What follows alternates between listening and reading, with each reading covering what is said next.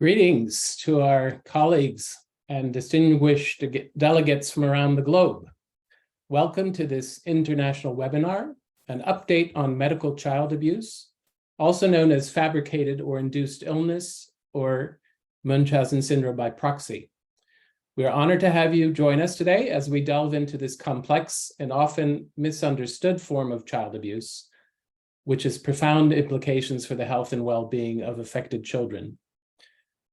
My name is Gabriel Otterman. I'm a child abuse pediatrician with the Barnefried National Center on Violence Against Children at Linköping University here in Sweden.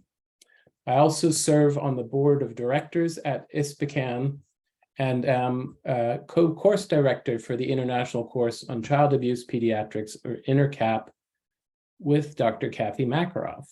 Kathy? My name is Kathy Makaroff. I'm a child abuse pediatrician at the Mayerson Center for Safe and Healthy Children at Cincinnati Children's Hospital in Cincinnati, Ohio, in the United States. Thanks. In addition to the wealth of knowledge and expertise that our invited panel of experts will share with you today, we present this Tapas webinar as an appetizer for the upcoming INTERCAP, which will be held on site in the beautiful city of Barcelona in May of 2024. This comprehensive course will bring together leading professionals from around the world to explore, discuss, and share their knowledge on various aspects of child abuse medicine. Today's webinar offers a glimpse of the rich and diverse content that awaits you at the Barcelona event. Our panel, consisting of renowned clinicians and researchers, will share their knowledge, experiences, and insights, shedding light on the intricacies of medical child abuse. In the next 2.5 hours, we will explore the latest research, published guidelines, treatment approaches, and prevention strategies to ensure the protection and welfare of vulnerable children. We are thrilled that there are over 600 people registered for this webinar from 95 countries, from Afghanistan to Zimbabwe and all in between, and across all continents. The INTERCAP next year will be the 5th in-person course, having been conducted every other year in Uppsala, Sweden, Amsterdam, Netherlands, Vienna, Austria, and last year in Berlin, Germany. The course is sponsored by the American Academy of Pediatrics, the Ray Helfer Society, and respective host organization in each of the venues, and with the support of ISPCAN. It is important to note that the course is nonprofit. We rely on an excellent international faculty and planning committee who volunteer their time for the development and updating of the curriculum and staging of the course. INTERCAP provides an unparalleled opportunity to deepen your understanding of the subject, meet faculty experts, network with like-minded health professionals, and take home some key knowledge aimed to strengthen your practice in your home setting.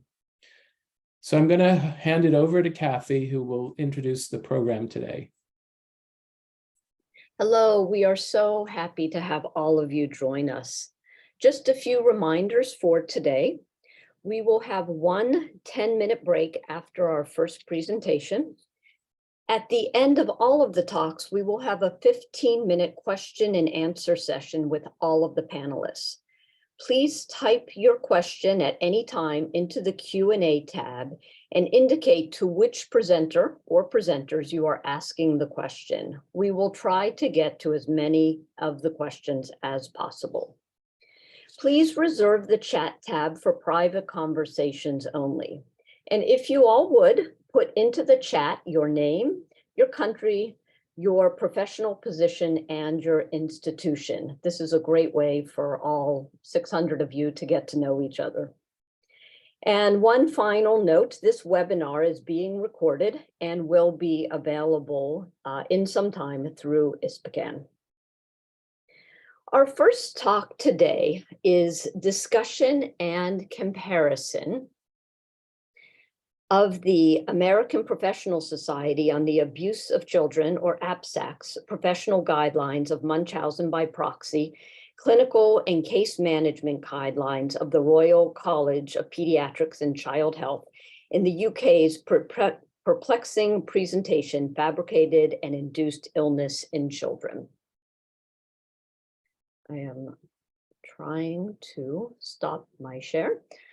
Please welcome Dr. Bethany Moore from the University of Michigan Health, Michigan Medicine in the United States, and author of APSAC's Munchausen by Proxy, Clinical and Case Management Guidance Practice Guidelines. Dr. Allison Steele, consultant pediatrician, who recently completed a 5-year term as the Officer for Child Protection for the Royal College of Pediatrics and Child Health in the United Kingdom. She chaired the working party, which wrote the 2021 Royal College of Pediatrics and Child Health Guidance on Perplexing Presentation, Fabricated and Induced Illness in Children. And Dr. Danya Glazer, who is a retired child and adolescent psychiatrist in the United Kingdom and past president of ISPCAN. Dr. Glazer is author of both APSAC's Munchausen by Proxy, Clinical and Case Management Guidance Practice Guidelines, and the 2021 Royal College of Pediatrics and Child Health Guidance on Perplexing Presentation, Fabricated and Induced Illness in Children. And I will turn it over to Dr. Bethany Moore, who will start us out.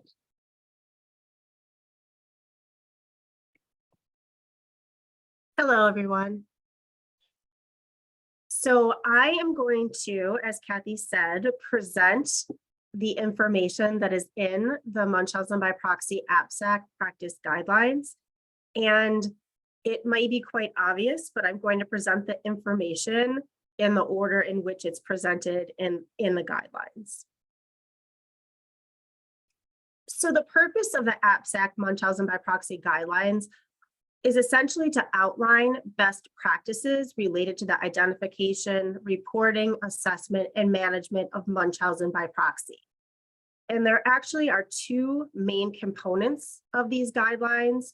The first is identification, assessment, and initial management of cases of child maltreatment, meeting the definition for abuse by pediatric condition falsification, caregiver fabricated illness in a child, or medical child abuse. But the key is this is regardless of the motivation or comorbid psychopathology of the abuser.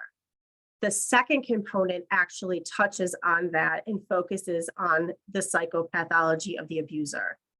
So the second component essentially is education, assessment, and management guidance in the setting of an abuser who actually has a diagnosis of FDIA. So the guidelines also go through rather extensively the various terms and definitions. One of the complex things and why it's so difficult to define this form of abuse is because there are multiple definitions out there, both within the US and obviously globally, and it can be very difficult when we don't have consensus on what definitions mean what in terms of the diagnosis. So with regard to the APSAC guidelines, Munchausen by proxy is defined as an entity when fictitious disorder imposed on another is present. So in order to diagnose Munchausen by proxy, the abuser must also be diagnosed with FDIA.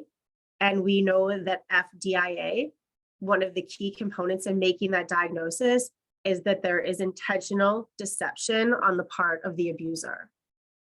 Other terminologies or terms that are used for this form of child maltreatment, other than Munchausen by proxy, as I mentioned on the previous slide, are caregiver fabricated illness in a child. This definition mainly stems from the definition in a clinical report published by the American Academy of Pediatrics. We are currently, as sort of a spoiler alert, currently working on revising that and most likely will be using the terminology of medical child abuse instead of CFIC. There is also pediatric condition falsification and abuse by pediatric condition falsification. Essentially, abuse by pediatric condition falsification is medical child abuse, adding in things that are not necessarily medical diagnoses.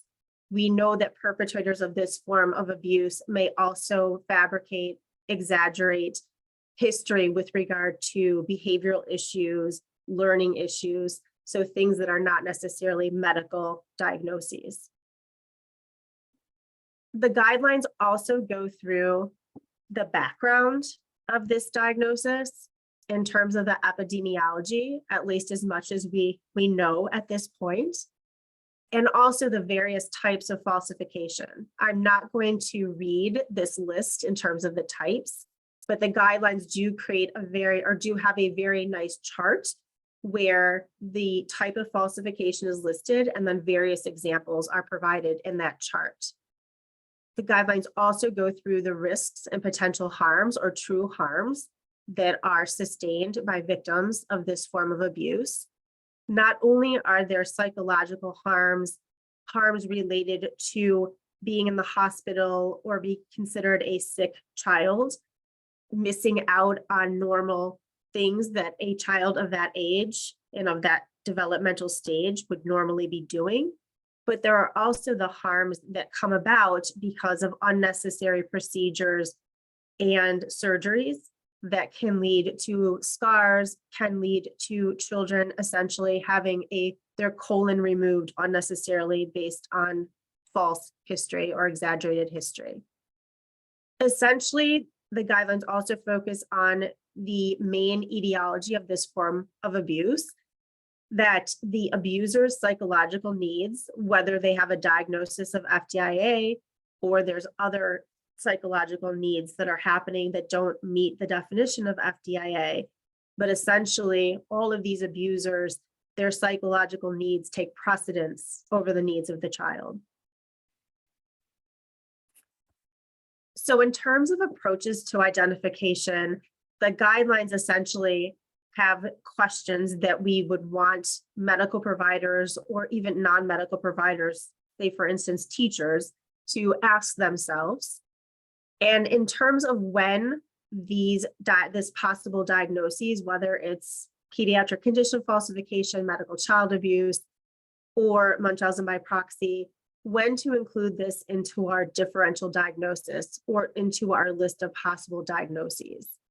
So when we have, and this mainly is more so in a medical setting, when we have highly unusual clinical presentations.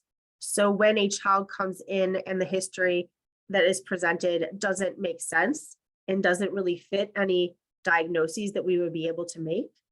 Also, one of the other main things, when the objective findings are inconsistent with caregiver reports, and also if the child's response to treatments is unexpected. For instance, they're getting a medication that should treat a particular infection and the infection is still present, then it becomes a question of whether or not the caregiver is actually providing the medication or is intentionally not giving the medication.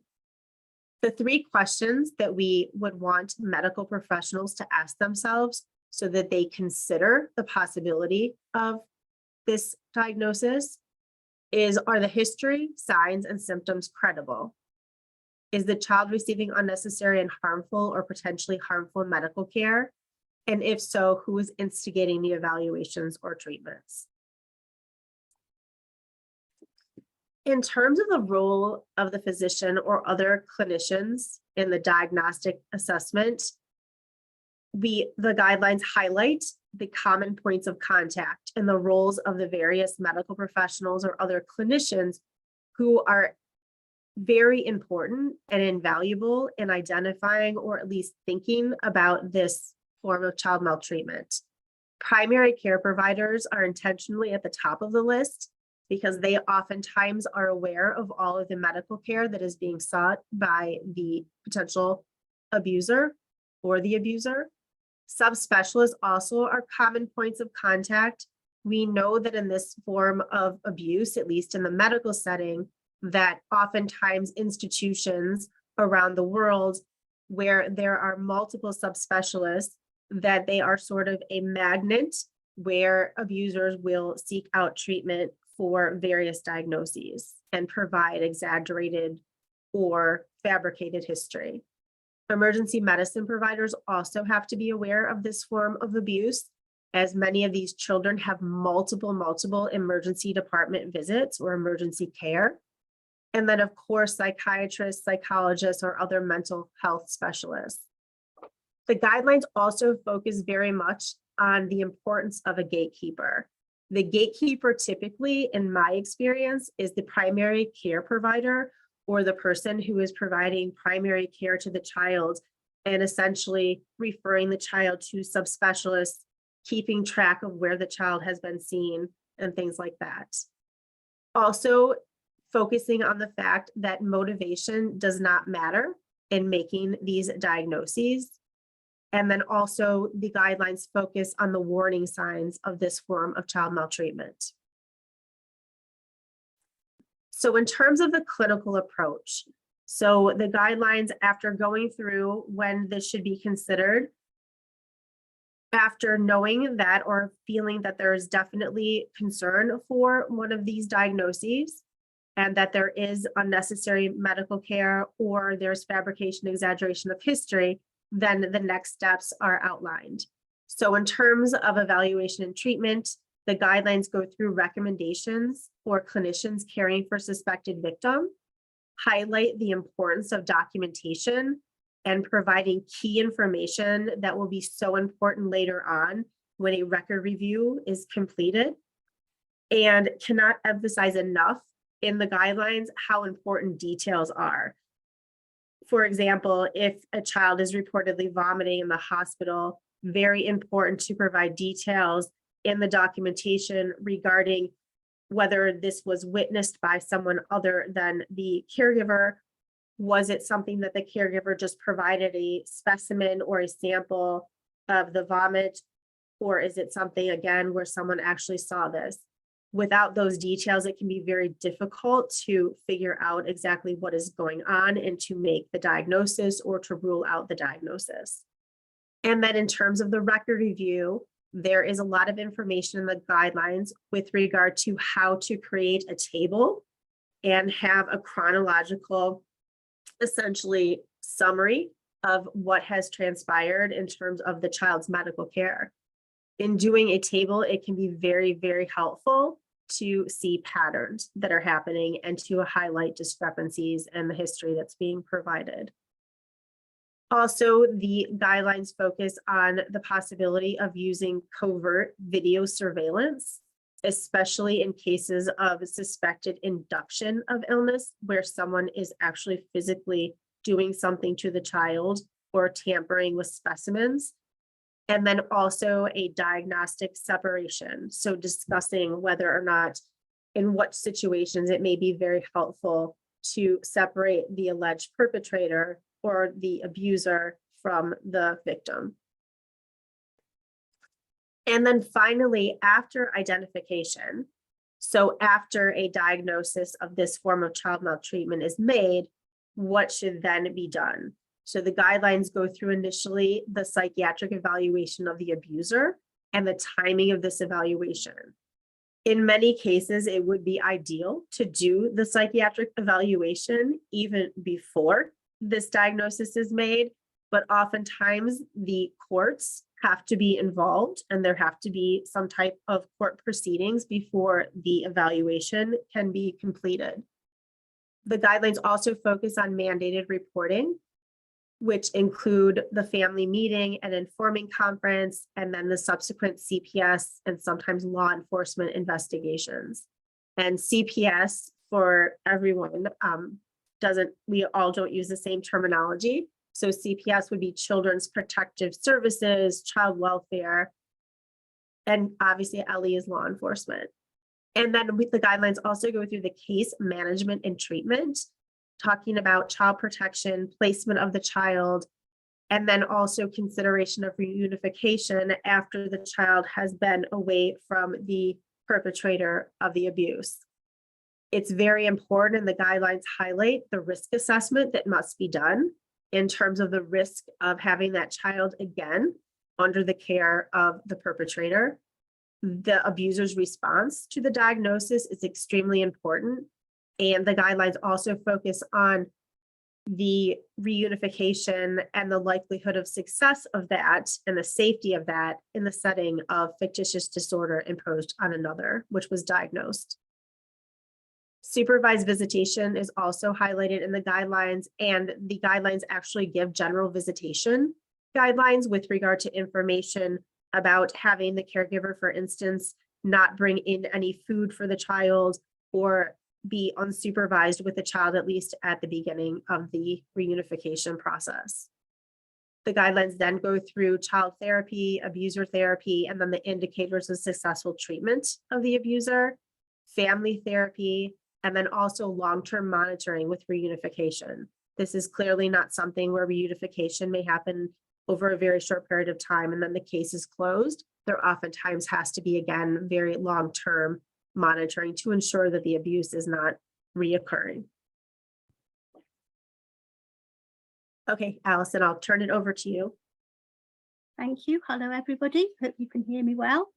I've been asked to talk about perplexing presentations, fabricated or induced illness in children, the RCPCH guidance, which, as was previously stated, was published back in March 2021.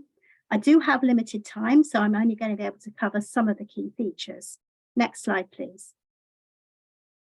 So the aims of our revised guidance were to ensure that children receive the appropriate health care for their needs, to ensure that there were appropriate and timely referrals to child protection agencies, i.e. social workers and police officers, and whenever we possibly could, collaboratively working with parents. Next slide, please. So the last national multi-agency UK government guidance was published in 2008, and the previous RCPCH guidance followed this in 2009. However, there'd been a lot of changes in conceptual approaches since these pieces of guidance have been published, which really weren't compatible with the outdated guidance. And this was causing subsequent difficulties with families and, in fact, with multi-agency partners. Our preferred option would have been for the UK government to rewrite their guidance first and us to follow. We did approach them, but they declined to do this, but did agree to withdraw the outdated 2008 guidance, which they have done.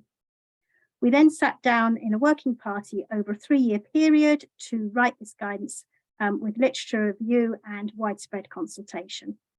Next slide, please. So just covering some of the key points in the new guidance. We know that fabricated and induced illness is based on a parent's need to be believed regarding their child's ill health, either that they're iller than they actually are or that they're ill at all. So we perceive there are 2 potential drivers for this need. So the parent experiences gain. That may be attention, support, dependency, or material gain. And it's most likely, almost inevitably, that deception will be used in this situation. The other potential driver that we were coming more and more up against was that parents had erroneous beliefs about the child's ill health. This was often driven by the internet or social media, and that they could not be reassured otherwise. And in this situation, there was less likelihood of that parents using deception. Both presentations, both drivers, had similar presentations to health services, except for the rare illness induction. And we felt that the children and young people were equally being harmed, irrespective of what was driving parental behaviour. Next slide, please. So we talk about alerting signs, and we actually list a lot of them in the guidance. And these alerting signs can be either in the child, young person, or their parent or carer. These are the starting point for clinicians to be and others to be concerned, and they're suggestive of FII. They're certainly not diagnostic of it. And if one alerting sign is present, we need to look for other alerting signs. And with each sign we find, we need to ask ourselves, what is the harm coming to this child or young person because this is happening? Next slide, please. So when there's immediate serious risk to child's health or life, then it's clear that we make a referral to our child protection agencies. And in the UK, this is Children's Social Care and the police. We do not inform parents of the referral. The child protection agencies will decide whether immediate protection is required and how to inform the parents of this safely. And then we will go on to a detailed evaluation of the child's current health and medical needs and a chronology. Next slide, please. We talk about perplexing presentations in our new guidance. This term has been introduced when we have alerting signs present, but there's no perceived risk of immediate serious harm to the child's physical health or life. We don't understand what's going on. Next slide, please. So the actions that we're advising clinicians to take when there is a perplexing presentation are as follows. Their main and first focus needs to be on determining the current state of health and well-being of the child, rather than speculating about motivation. They absolutely need to consult with an experienced colleague. They need to explain the perplexing nature of the situation and the management plan or assessment, which includes assessment with the parents or carers. They need to observe the child or young person potentially in a hospital setting or in an educational setting or elsewhere. They need to perform whatever investigations are necessary to determine the current state of health. They need to gather information, and this is really important, about all current health service and other agency involvement with the child, young person and family. They need to explore the parents' views and concerns, and they need to, very importantly, explore the child's views and concerns. Next slide, please. There then needs to be a consensus meeting to establish whether there are physical or psychological explanations for the concerns. And if the concerns remain around fabrication, a health and education rehabilitation plan is formulated, and this plan is discussed with the parents. But if there's insufficient progress or the parents don't agree with the plan, then a referral to child protection agencies was made at this point. Next slide, please. I'd like to just take you through the management flow diagram that is contained within our guidance.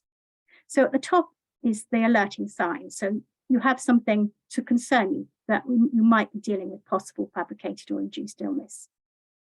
Down the left-hand side, if there's clear deception or illness induction or immediate serious risk, and we're dealing with probable fabricated or induced illness, we would still refer immediately to children's social care or the police.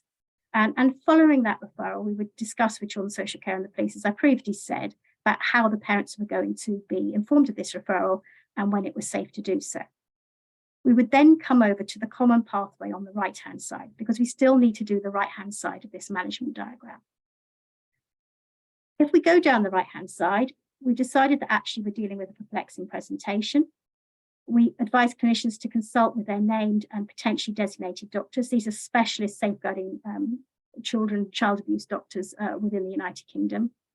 We inform parents about the assessment plan. And this plan means that we need to ascertain the child's current state of health and daily functioning.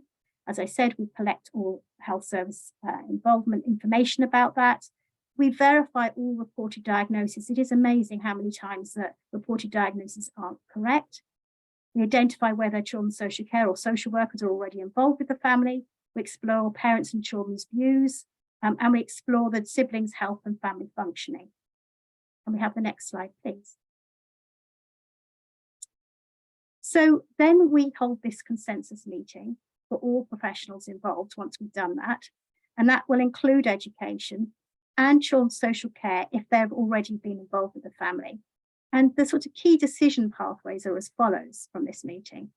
We either feel, or we either not feel really, we've either assessed that physical and or psychopathology is explained and FAI is no longer a concern, or it's not explained, and in which case we look at what the child's current state of health is.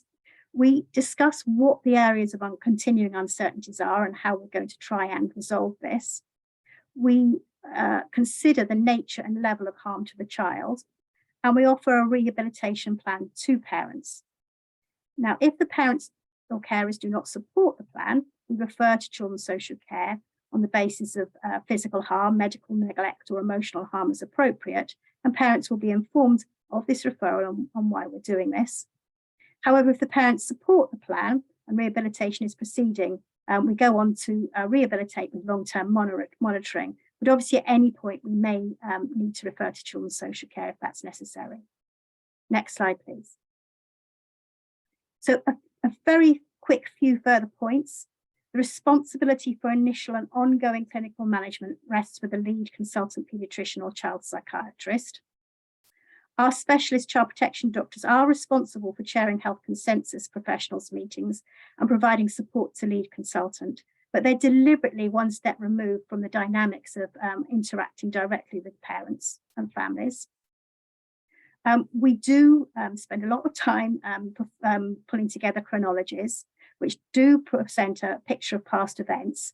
They are very helpful, particularly if you're going to court, but they're very time consuming. And actually, we can't not act because we're spending several months trying to pull a chronology together. The guidance contains also advice about training, supervision, transition, which is really important, and particularly if young people have got into certain roles and belief systems about their health and illness, and the support and resources that are needed to practice in this field.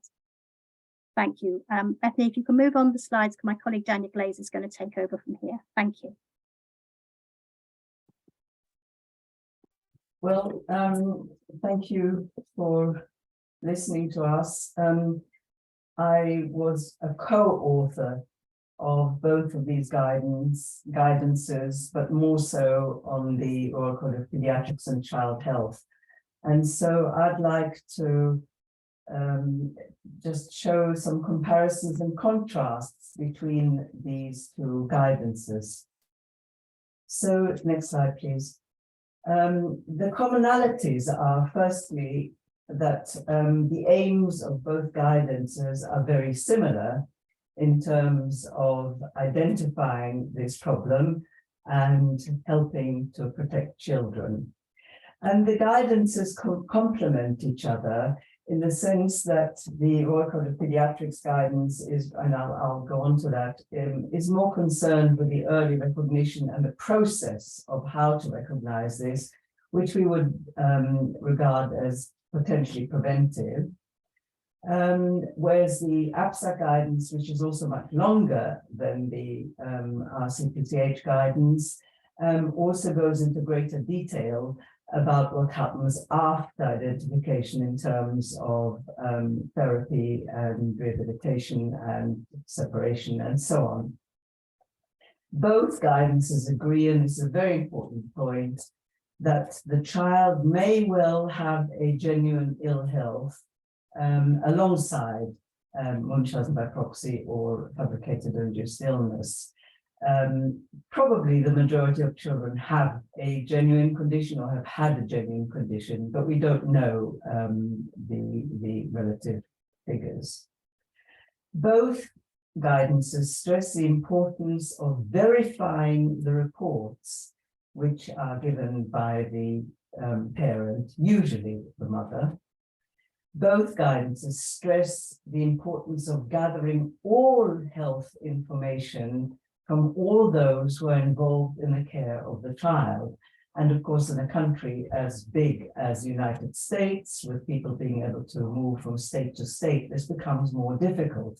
But without gathering all the information about the child's state of health, including also their functioning and their school progress, we cannot really progress. And this is a very key element in both guidances. And lastly, both guidances stress the importance of ultimately one person or one team, usually a pediatrician or a child psychiatrist, who gathers all the information. The terminology is slightly different. APSAC talks about warning signs, and Royal Code of Pediatrics guidance we call them alerting signs. And ultimately, there's a similar approach to post-protection management, although the APSA guidance goes into this into detail more so. Next slide, please. Now, there are some really fundamental differences, and really the most important difference between the two guidances is that the APSA guidance equates Munchausen by proxy with a parent who is suffering from the adult disorder called factitious disorder imposed on another. And this is a DSM diagnosis, a mental health diagnosis of the parent, and as Bethany's explained, this requires evidence of deception by the parent. Now, clinically, over many years, we've realized that quite a lot of the parents are not actually out to deceive us, but rather that their erroneous reporting of the children's health problems are based on their fixed beliefs about the child. And these beliefs may arise from the internet, from support groups, or just from the parents' beliefs. And in the old days, it was said that nurses or health professionals would be very good at Munchausen by proxy, and now you don't need to be a health professional because the internet and other information will help you along. Now, interestingly, the APSA guidance states that these erroneous beliefs, which of course lead to parental anxiety, are generally easier to assess, treat, manage, and reunify. But I think that our experience in the United Kingdom and in England is that shifting the fixed beliefs of parents is just as difficult as getting parents to own up to deception. And we currently don't know what proportion of the parents are involved in deception, but many of them are acting on beliefs about the child. And then, as Alison described, we introduced the term perplexing presentation, which is which means that there are alerting signs. We're very worried about the child, and at that point, we don't know whether there's gain or deception or belief. Next slide, please.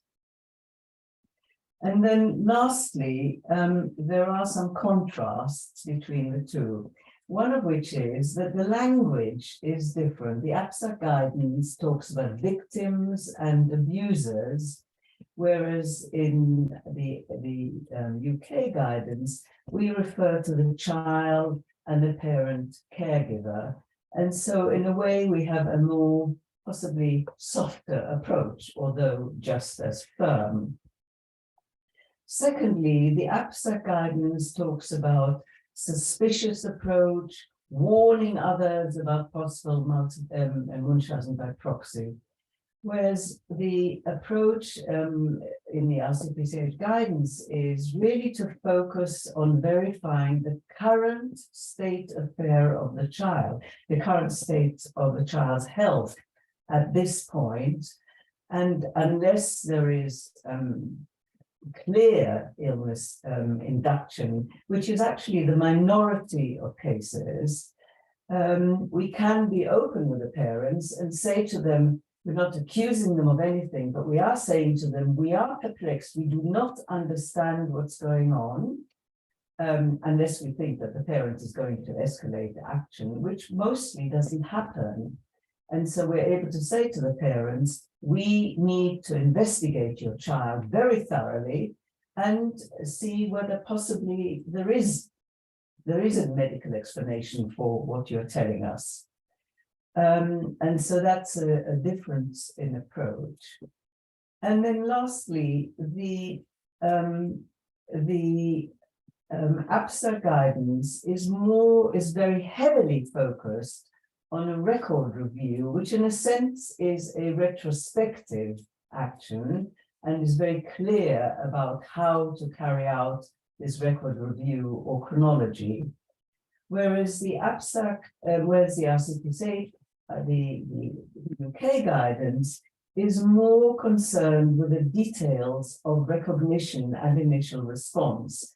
And the key point in making a decision about the likelihood of this being fabricated or induced illness is on the consensus meeting, where either it is clear that the child is suffering from a medical or psychiatric condition which would explain the parents' concerns, or not.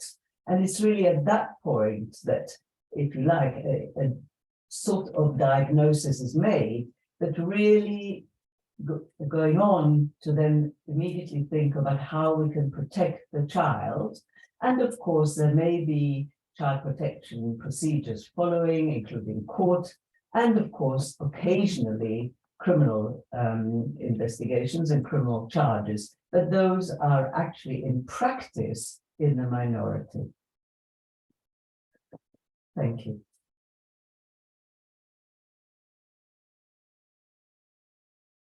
Thank you so much. I am going to ask the other two panelists, Dr. Moore and Dr. Steele, to also turn on their cameras and unmute themselves. We're going to do, for the last 10 minutes of this session, we're going to do a panel discussion.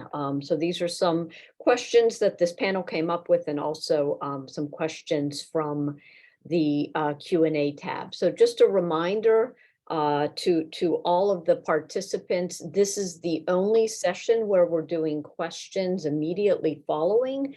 For the other 3 sessions, all of the Q&A will be at the very end, where we'll have a little bit more time for all of that.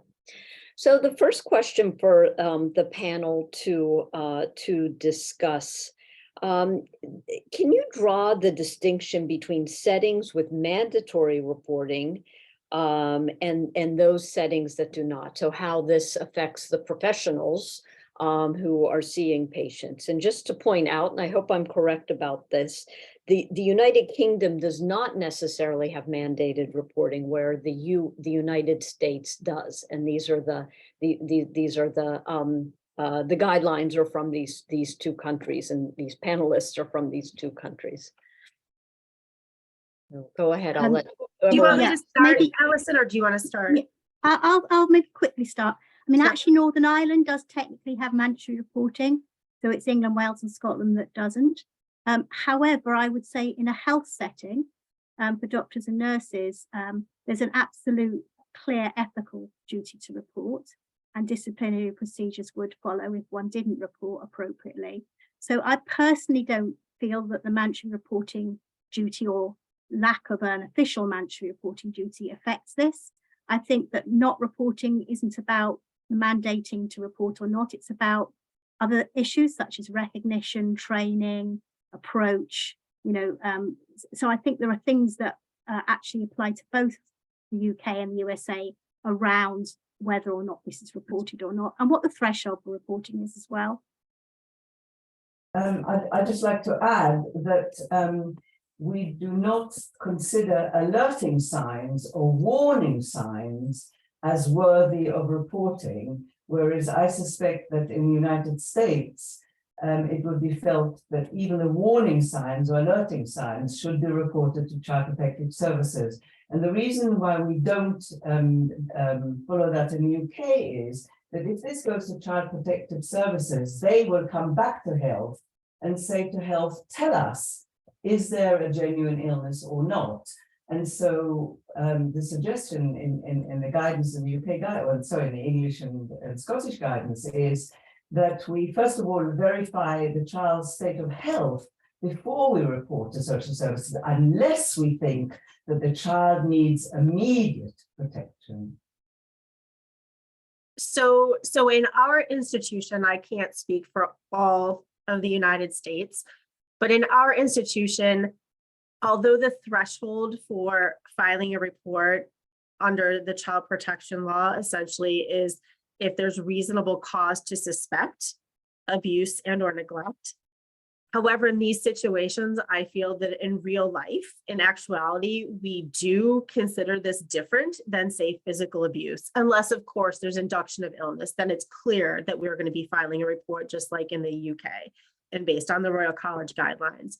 So typically what we will do is essentially sit down and look at what is going on with the child, the potential risks of not involving CPS, but very careful not to state, in the medical record, medical child abuse, or stating that that has been diagnosed. We typically will just relay and document exactly what we're seeing with the child, that we are, we have concerns, but as Danya said, we have not made a diagnosis yet. So I feel that that's sort of a little bit of a loophole for not having to file a report. at that time, because I find that that oftentimes backfires and is not helpful. Great. Well, that dovetails perfectly into our next question. So sort of two parts. If you can speak of the harms to the family and the child of reporting, and also the harm of confronting the family too early, if you were going to confront them with the diagnosis and with the concerns and the possible need to report, and whether these should be factors in your decision making. I think don't generally perceive it as confronting.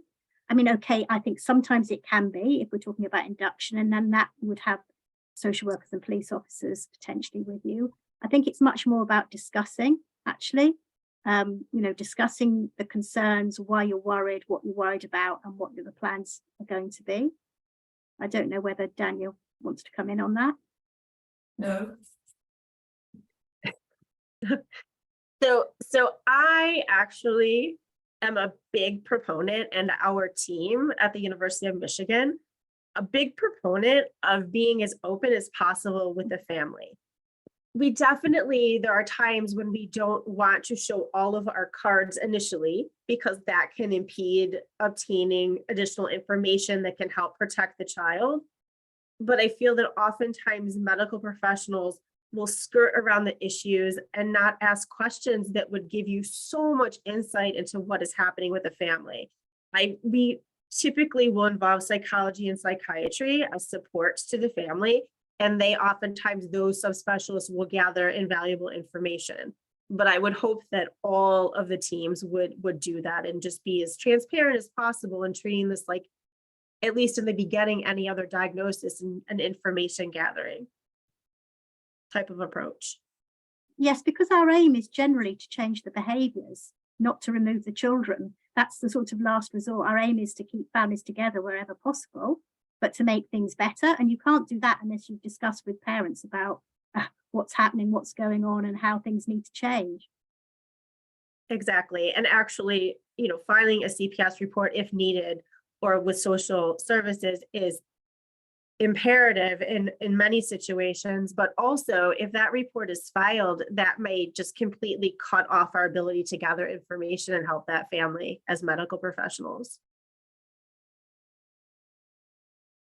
So question that just came in, if you had to generalize, how well trained are pediatricians and emergency doctors in your countries to recognize Munchausen by proxy? Is this part of the curriculum in most medical training programs? Yes, it's definitely part of the curriculum in the UK. I think the issue isn't just the training curriculum, it's the actual people, pediatricians that are in practice. And actually, I find trainees are really receptive to these things often, or new ideas, perceptions. I think sometimes it can be the older, more experienced pediatricians that have some difficulties with this. And I think it is very difficult, isn't it? Because you're having to say to yourself, I've done something, I might have operated on, I may have given medication that's actually harmed the child. And that's a really difficult thing to accept. So I think that we do train very much about this issue when we're doing safeguarding training, because it's a particularly health orientated child protection issue that we can actually largely prevent from escalating if we've got trained pediatricians who can recognize and respond. And I think that obviously, like with all things, some are better than others in doing this.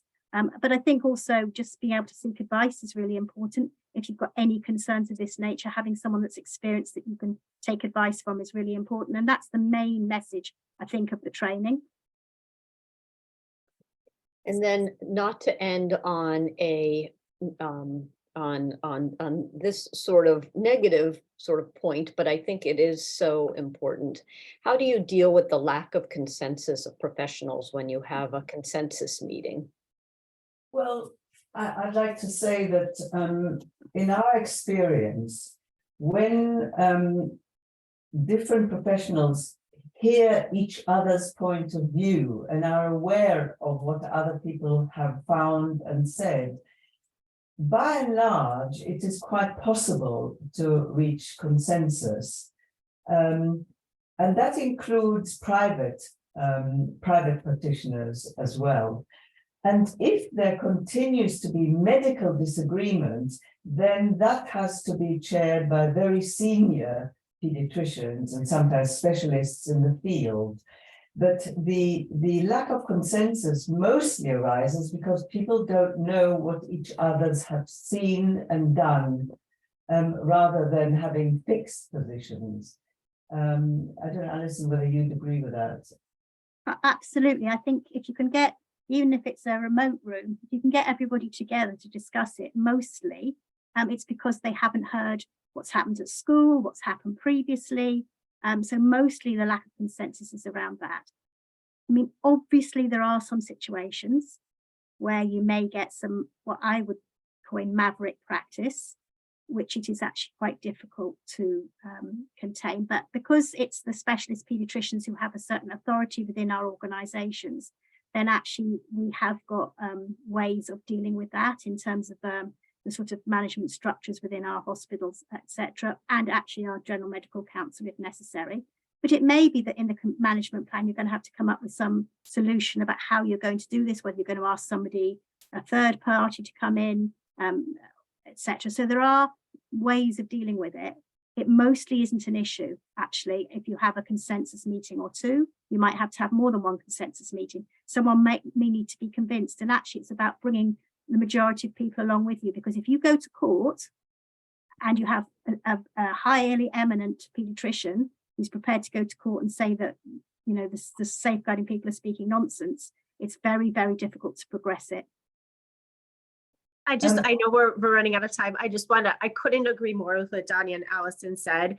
It's so important. I feel that, yes, once everyone has heard what the other professionals have experienced with the family and what they've seen from a medical standpoint, that in the last 23 years, I don't think I've ever actually ended a consensus meeting where everyone was not on the same page. Well, that is a lovely place to end. I am going to announce a break right now. So it is 7 minutes to the top. If it is 7 minutes to the top of the hour for you, let's make the break 9 minutes, and we will come back very promptly in a few minutes after the hour. So thank you so much to the panel. That was fabulous. Take a small break, everybody, and I will ask the panelists, if they can, to answer some questions that are in the Q&A. I'm sorry we didn't get to all of them right now. And we will see everyone in a few minutes. Everyone, welcome back. Our next talk is a reminder that this topic affects practice in many settings around the world. It's not restricted to the United States and the United Kingdom, which we've heard from. So I'd like to welcome Dr. Fadia Al-Khattabi, the child abuse pediatrician at the King Faisal Specialist Hospital and Research Center in Riyadh, Saudi Arabia. And her title is Tackling Medical Child Abuse in Saudi Arabia, Current Challenges and Future Directions.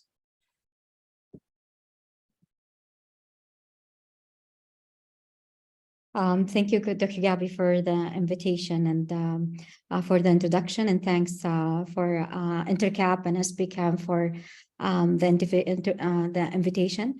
Hello, everyone. As Dr. Gabby mentioned, we'll talk today about tackling medical child abuse in Saudi Arabia, current challenges and future direction. So we'll go through brief overview of the history of the national child protection system in the Kingdom of Saudi Arabia. We'll go through one case approach of the medical child abuse in tertiary hospital and current challenges and future recommendation.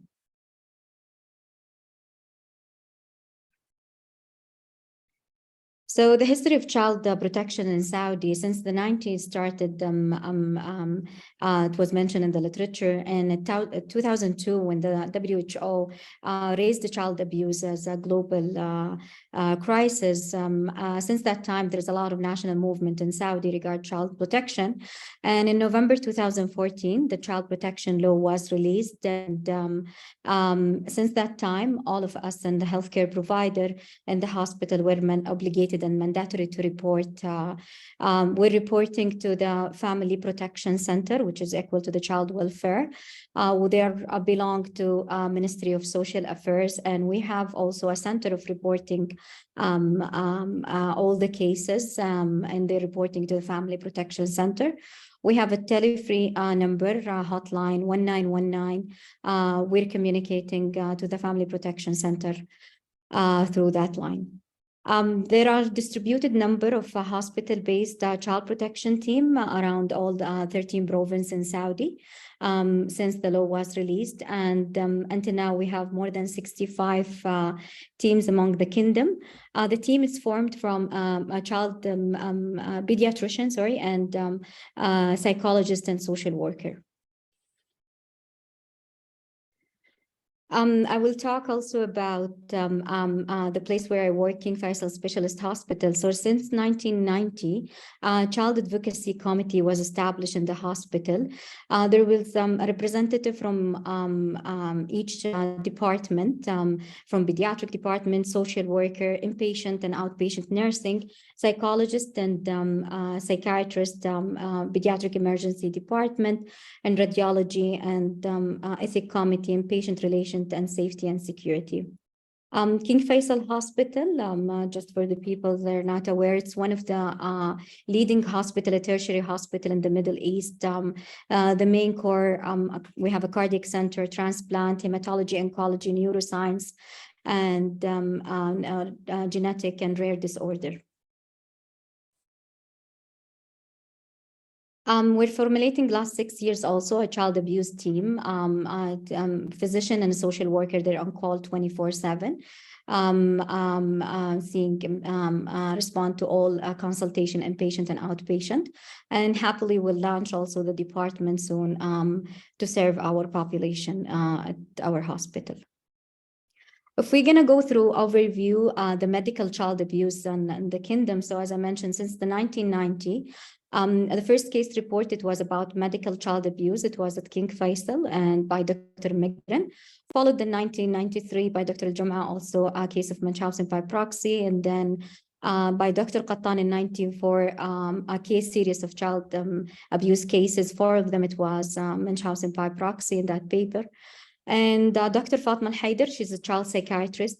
She talked about one case reported, Munchausen Syndrome by proxy. And at that time, before the law, she was talking about the child right.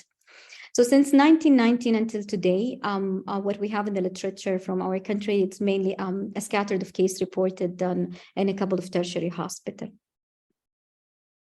So the prevalence of medical child abuse, as it's highly complex, it's underreported, similar to all other countries. The prevalence of that, it's significantly underreported because lack of awareness and understanding of this complex condition. So, and however, it's a very rarely reported in a complex condition. The long-term impairment on physical and psychological and emotional on the child, that's concerning, and it's having sometimes a highly mortality and morbidity, especially if it's lately identified. And sometimes it's not recognized until the child suffers from significant harm. I will go through one case that was referred to our center, and that was started after I came back from Canada, from where I did my training. So it was a case referred to us at the age of 9 months with a recurrent mouth ulcers and a query immunodeficiency. So the past medical history for that child, the neonatal history, it was not significant. He was healthy, discharged.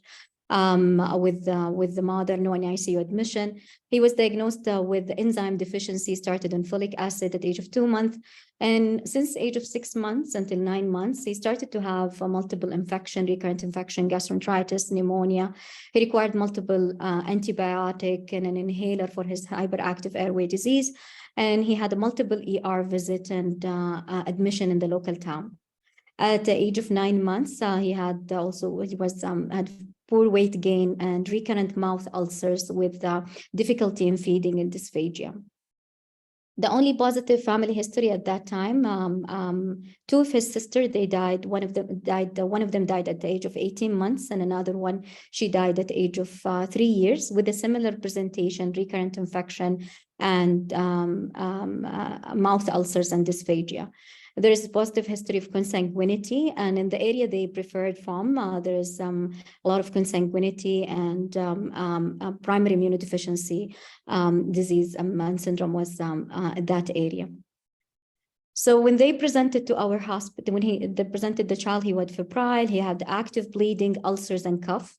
Multidisciplinary team meeting were established, different subspecialty, a primary immunodeficiency and a team, and the hematology team, autoinflammatory disorder was ruled out. Extensive workup was sent, the whole exome sequence was negative, and second opinion was taken for this child, and some of his investigation was sent abroad.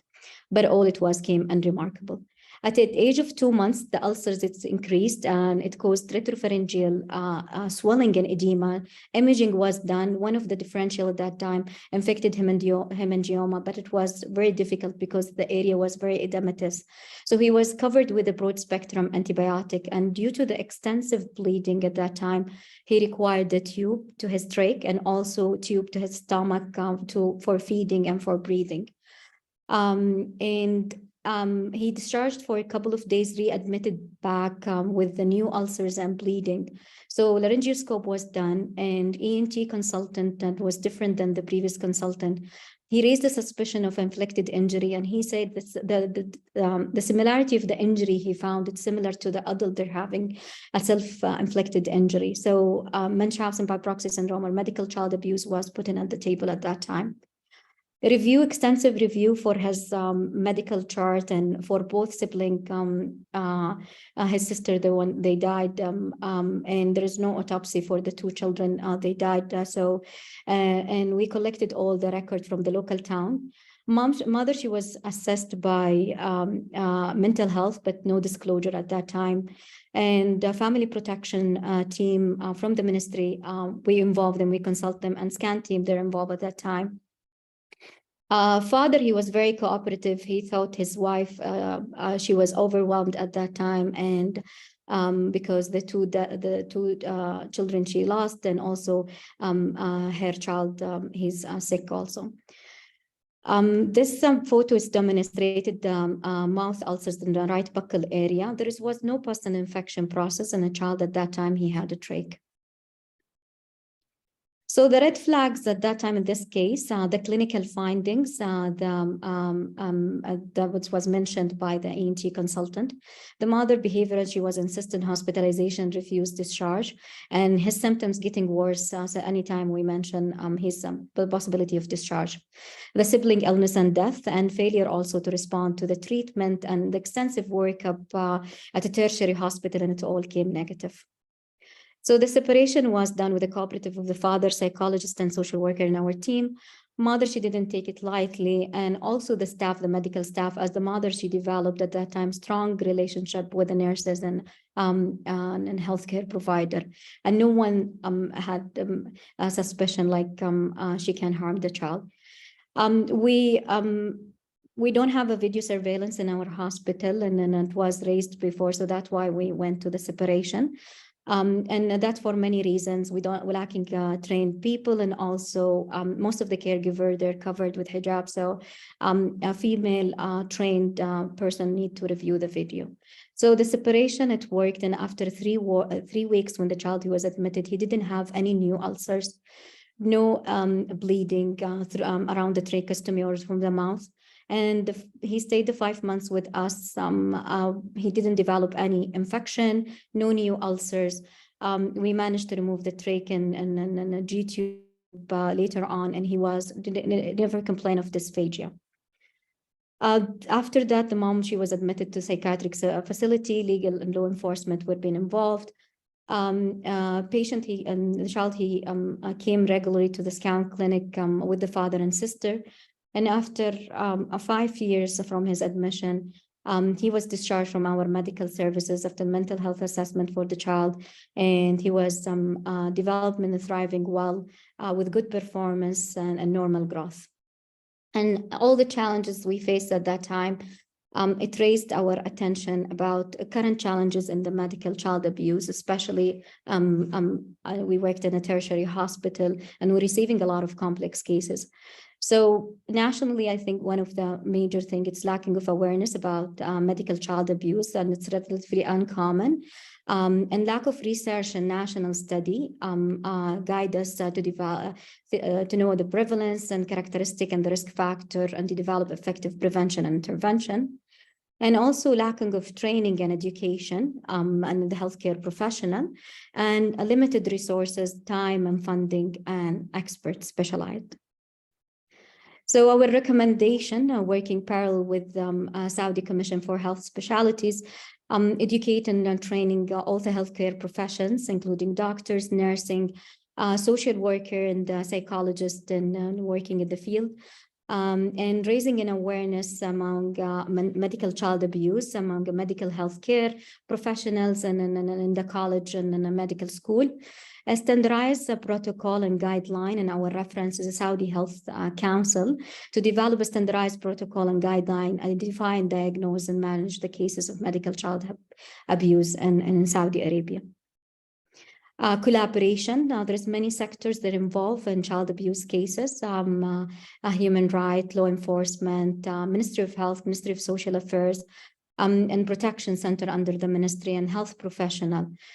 So develop that collaboration as a national level to help us also to standardize the guidelines, and also develop a national multi-center study using Saudi National Institute for Health Science and a research center in King Faisal, and to develop a multiple center study to understand the risk factor, the cultural difference, and establishing the etiology of medical child abuse in Saudi Arabia. Thank you.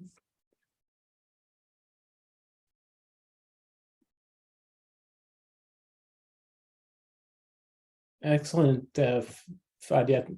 Thank you so much for your talk and the case presentation. I'm glad you'll be available at the end of the session for the Q&A with all of the panelists. So I'm going to just note that in the work of that case, the management, you included consultation with geneticists. This often happens in the tertiary care setting. That's why some of the more perplexing, complex cases in the hospital setting, we wanted to hear from a geneticist and a child neurologist on the overlap with medical child abuse. And we're lucky to have Dr. Natasha Schur, who's a medical geneticist, and Dr. Jenny Harmon as a child neurologist and fellow in medical genetics, both at Children's National Hospital in Washington, D.C. So please, welcome. Thank you so much, Gabby and Kathy, for having us, and all of you. I'm just going to share my screen with our slides. We really appreciate you inviting us to speak on this very important topic, and we do get consulted quite frequently, actually, on these cases. So let me share my slides. Okay. So we wanted to discuss the genetic diagnosis and testing in complex cases and the intersection with medical child abuse. I'm really delighted to do this with Dr. Harmon, who's a board-certified pediatric neurologist at Children's National in Washington, D.C. in the United States, and also completing her genetics fellowship also at Children's National in Washington, D.C. in the United States, where I have been a medical geneticist as well for over 5 years, and I've been in practice for over 15 years and have faced these challenging cases along with all of you. So we wanted to start with a case that represents one of many we have shared. It's a case of multiple diagnoses, and how do we sort them out? We have a 12-year-old patient who presented to the hospital with new onset seizures. She has a G-tube for feeding issues and failure to thrive. Her past medical history includes autism, mitochondrial disease, PANDAS diagnosed 5 months ago, and Ehlers-Danlos syndrome, EDS. Genetic testing has shown a pathogenic variant in a mitochondrial gene. And what we're seeing is that she also had medications that include weekly IVIG infusion for the past 12 weeks for the diagnosis of PANDAS. She's also on several mitochondrial medications and seizure medications, and has had 20 hospitalizations, mainly for these seizure episodes. So the reasons to review the chart closely: we see multiple relatively rare diseases in the same patient. EDS has an incidence of about 1 in 20,000. Same with mito. PANDAS is pretty rare. Other rare diseases include chronic Lyme and multiple food allergies that could also trigger concern when clustered with several conditions. The therapies that are not evidence-based include IVIG, and the conditions are hard to prove or disprove without considerable expertise in training in medical genetics and neurology. All of us internationally still share a very common approach, and this is what I want to emphasize, not only for this case, but all the cases that we see, because our years of training really make us focus on the clinical work first, to be by the bedside. And that is so much more important than any genetic test. And we all learned and follow the same decade-long, century-long practice in medicine, where we take a history, we review the family history with a 3-generation pedigree, the natural history of one disorder at a time. I had shown a picture of horses versus zebras in the beginning of this presentation. And in medicine, we think when you hear hoofbeats, think of horses, but of course, sometimes it's a zebra. But if you look at the picture, you can tell a horse and a zebra apart. And the way you tell is you read about that zebra diagnosis and you look at the typical age of presentation, the growth pattern for that diagnosis, the salient findings. You do your physical examination with those findings in mind. You look at any additional laboratory data or mitochondrial, for EDS, for PANDAS, one diagnosis at a time. And then you make a clinical conclusion. Does that particular diagnosis match the patient or does it not?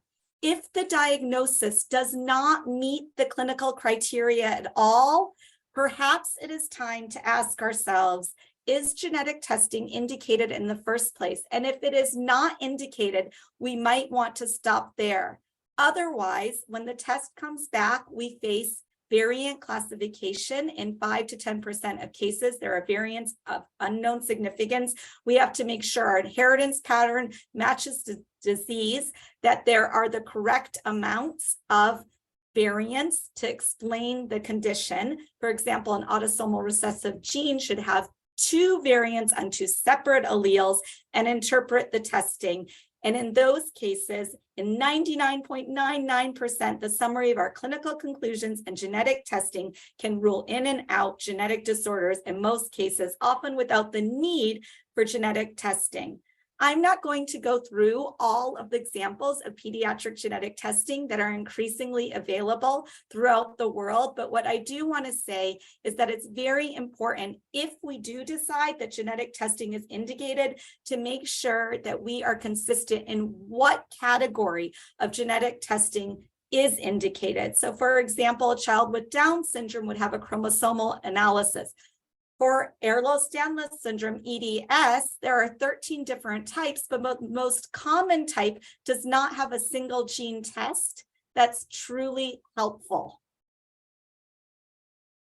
And our clinical work requires a real deep dive. Our neurogenetics trade secrets include going to OMIM and then clicking on the clinical synopsis and using gene reviews with an S that really give you the clinical feel and the criteria. And of course, like in any other field, we use up-to-date guidelines and our PubMed.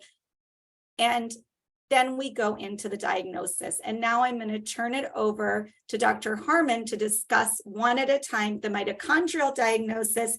Then she'll discuss PANDAS, and then I will discuss EDS.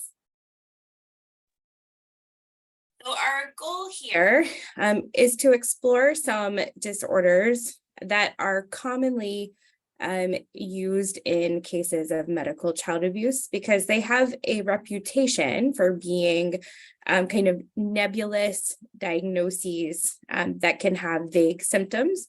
And our goal here is to emphasize that there are diagnostic criteria for each of these diagnoses.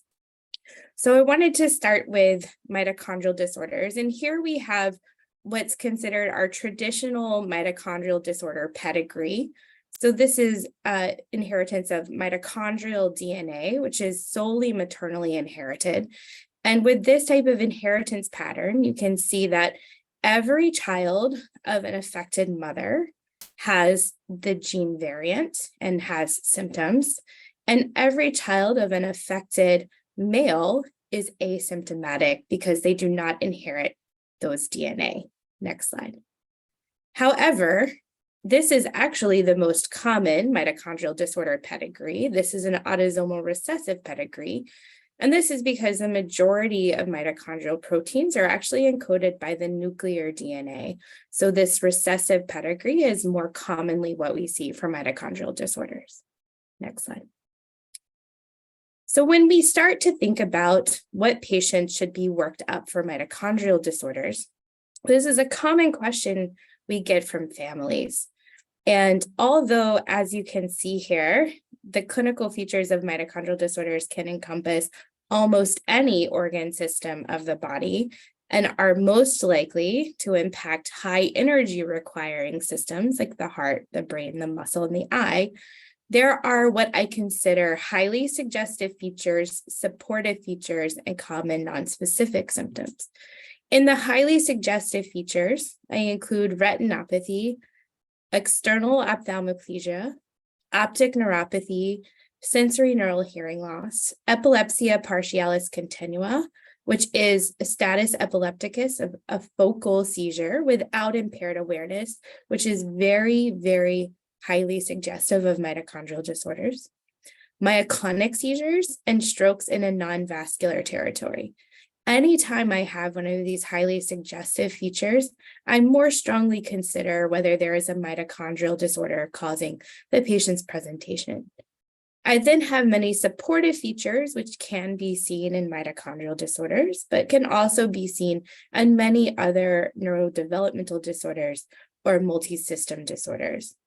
And then there are common nonspecific symptoms, which many of our patients with mitochondrial disorders do report. However, there is no patient I've ever met with a true mitochondrial disorder who has one of these symptoms in absence of a highly suggestive or multiple supportive features. Next slide.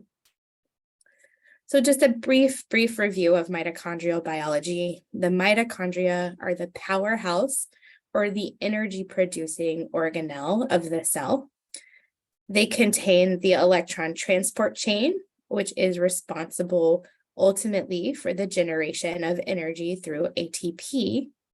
And they have their own DNA, which is a very small circular piece of DNA. It's only 16.5 kilobases and only includes 13 proteins of the mitochondria, all of which are part of the electron transport chain. Next slide. There's also complicating mitochondrial disorders, the idea of a threshold effect. And that is because in the same cell, you can have multiple different mitochondria that have different mitochondrial variants, some of which may be disease causing in the right proportion or percentage of affected cells. During embryogenesis, you can have differential sorting of these affected mitochondrial DNA or affected mitochondria, which is called the bottleneck effect. And that means that a affected mother can have children with a high percent of the pathogenic mitochondria, a moderate number, or a low number. This then leads to what is called the threshold effect, that there is a percentage of affected mitochondria at which a patient may have severe disease, mild disease, or no disease at all. And this accounts for why within the same family with the same pathogenic variant, you can have patients with different manifestations and also patients with various severity of disease. Next slide, please. So I'm not going to go exhaustively through this slide, but I do want to say that even in a patient who has what I would consider a highly suggestive feature, such as ophthalmoplegia or retinopathy or epilepsia partialis continua, or multiple strongly associated features, I will often, prior to doing testing, look at some other systems. And there are a lot of tests that we can do that are both laboratory tests as well as other diagnostic studies, such as electrophysiology or other subspecialty exams that can help me determine if I think that this diagnostic testing is actually warranted. Next slide, please. So again, this is not a slide that I'm going to go through exhaustively, but my point here is that I want to emphasize that this process requires very clear, careful thought that is anchored in a thorough history, family history, detailed exam, and some other diagnostic testing. There are two pathways that I consider. One is if there is a strong family history or clear phenotype associated with a mitochondrial DNA encoded disorder, in which case I may do targeted mitochondrial DNA sequencing, or the pathway that has 1 to 2 strongly suggestive features or multiple supportive features like ataxia, hepatopathy, arrhythmias, with either no family history or a similarly affected full sibling that would indicate an autosomal recessive inheritance pattern. This may lead me to do whole exome sequencing to look for those nuclear variants, usually with mitochondrial DNA sequencing. And we prefer a trio with both parents tested at the same time for comparison. Even if I get a pathogenic variant in either one of these types of testing, or if I get a variant of uncertain significance that needs to be further evaluated, at the end of the day, I take my results and do the same thing. Next slide. Oh, sorry, go back one more time. So that is that I anchor this in double checking the phenotype. So before I deliver a diagnosis, even with a pathogenic variant, I double check the phenotype and anchor this in the phenotype before I confirm a diagnosis. Next slide. So for the patient that we presented at the beginning of this presentation, we mentioned that this patient had a variant in a mitochondrial gene, ATP6, and it was determined to be a pathogenic variant. However, further that investigation, there was only 10% heteroplasmy, so only present in 10% of mitochondria. And we know based on the literature that this variant typically only causes disease at the threshold of 90% heteroplasmy. So although this patient did have this genetic finding, we would not consider this patient to have a mitochondrial disorder. Next slide. So now I want to talk briefly about another disease entity, which is called pediatric autoimmune neuropsychiatric disorder associated with streptococcal infections, or PANDAS. And at Children's National, we have a wonderful neuroimmunology program that has put a lot of effort into building a pathway for careful investigation for this disorder. And the first thing that it's anchored in, once again, is that presentation. And there is strict PANDAS criteria. One, there has to be no evidence of premorbid neuropsychiatric or developmental concerns. Two, and this one's very important, it has an acute fulminant symptom onset that reaches a peak between 24 and 48 hours of onset of OCD symptoms, plus, which is obsessive compulsive disorder symptoms, and 3 additional neuropsychiatric symptoms is defined in the next set of criteria. Symptom onset must be temporally related to a group B strep or group A, strep infection. And that is either by identification on a throat culture or by identification of increased ASO antibodies, which indicate a previous recent strep infection. No history of an alternative diagnosis of Sydenham chorea or rheumatic fever, which requires different management and different diagnostic criteria, and not better explained by an alternative neurologic or primary psychiatric diagnosis. So this is a diagnosis ultimately of exclusion. Next slide, please. So there are different diagnostic algorithms that are published, and we have on one side the PANDAS Physician Network Guidelines, which I want to point out are not evidence-based guidelines. And then on the other side, I have our evidence-based guidelines that we use here at Children's National, which again is anchored in the new patient visit with a detailed history and physical exam, family history, strict adherence to the diagnostic criteria, and consideration of possible additional testing for an autoimmune encephalitis, which has different management and which can be have very severe implications if untreated. Next slide, please. So then if you do make the diagnosis of PANDAS based on this strict algorithm, then the mainstay of therapy is symptom-targeted supportive therapy. And at Children's National, we consider this non-negotiable. And one of the reasons for this is because we have seen non-adherence to this therapy to lead to tragic consequences, as we are aware of a patient who had very severe psychiatric symptoms, who did not receive supportive treatment for those symptoms, and instead received non-evidence-based immunotherapy for presumed PANDAS. And as a result of her not receiving appropriate supportive therapies, we were made aware that this patient did eventually complete suicide, which is a tragic, tragic consequence of inappropriate treatment for a disorder.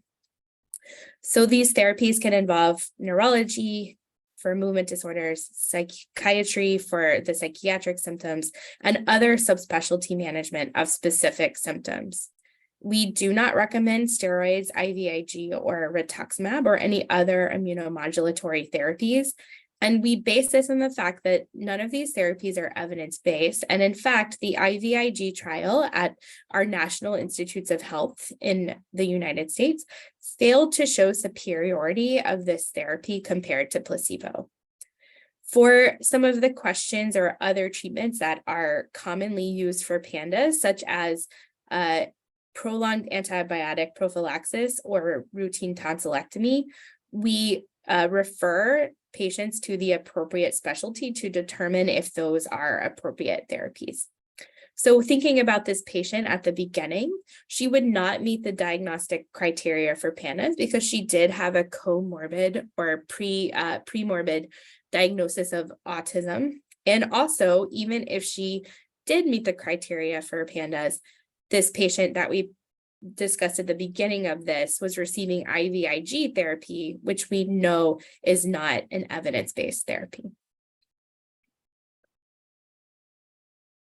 Thank you so much for presenting those very complicated disorders and showing how a stepwise approach really based on clinical work is the most important way to solving these complexities in these cases.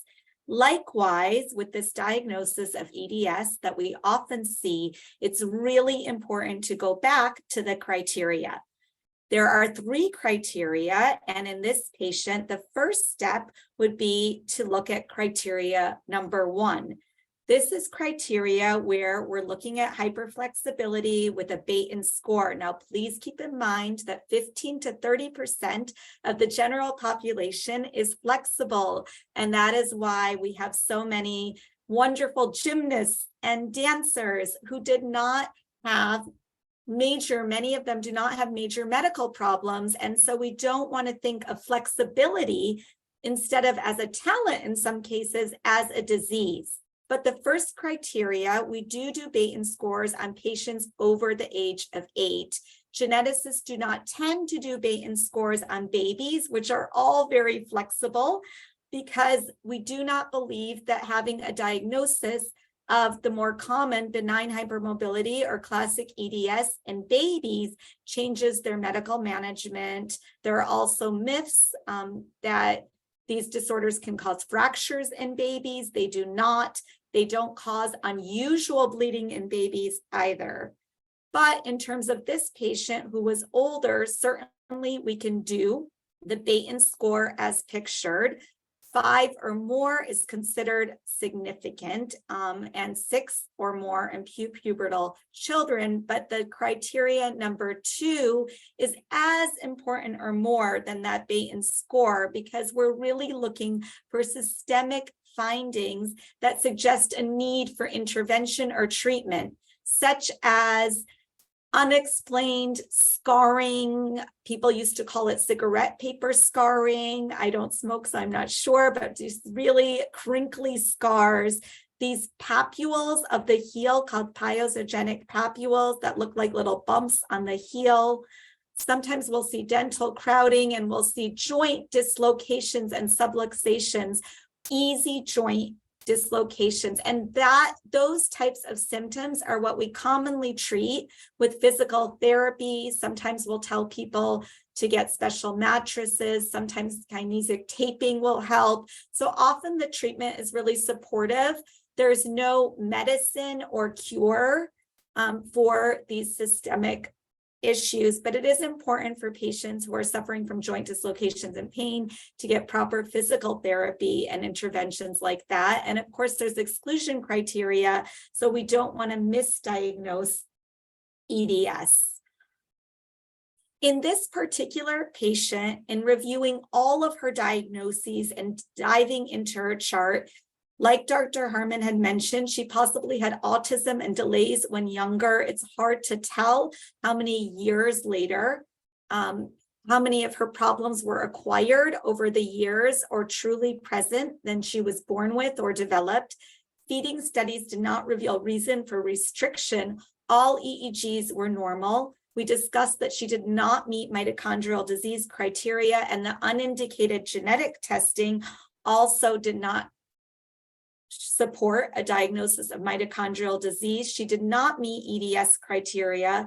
Candace, we could not find sufficient documentation of whether she met criteria initially or not, but the treatment provided was for extreme cases, even in the non-evidence-based guidelines, and non-evidence-based in more careful evidence-based review. The multiple medical diagnoses and treatments raised concern for medical child abuse, and this is where that multidisciplinary work is so important with child protection and other specialties.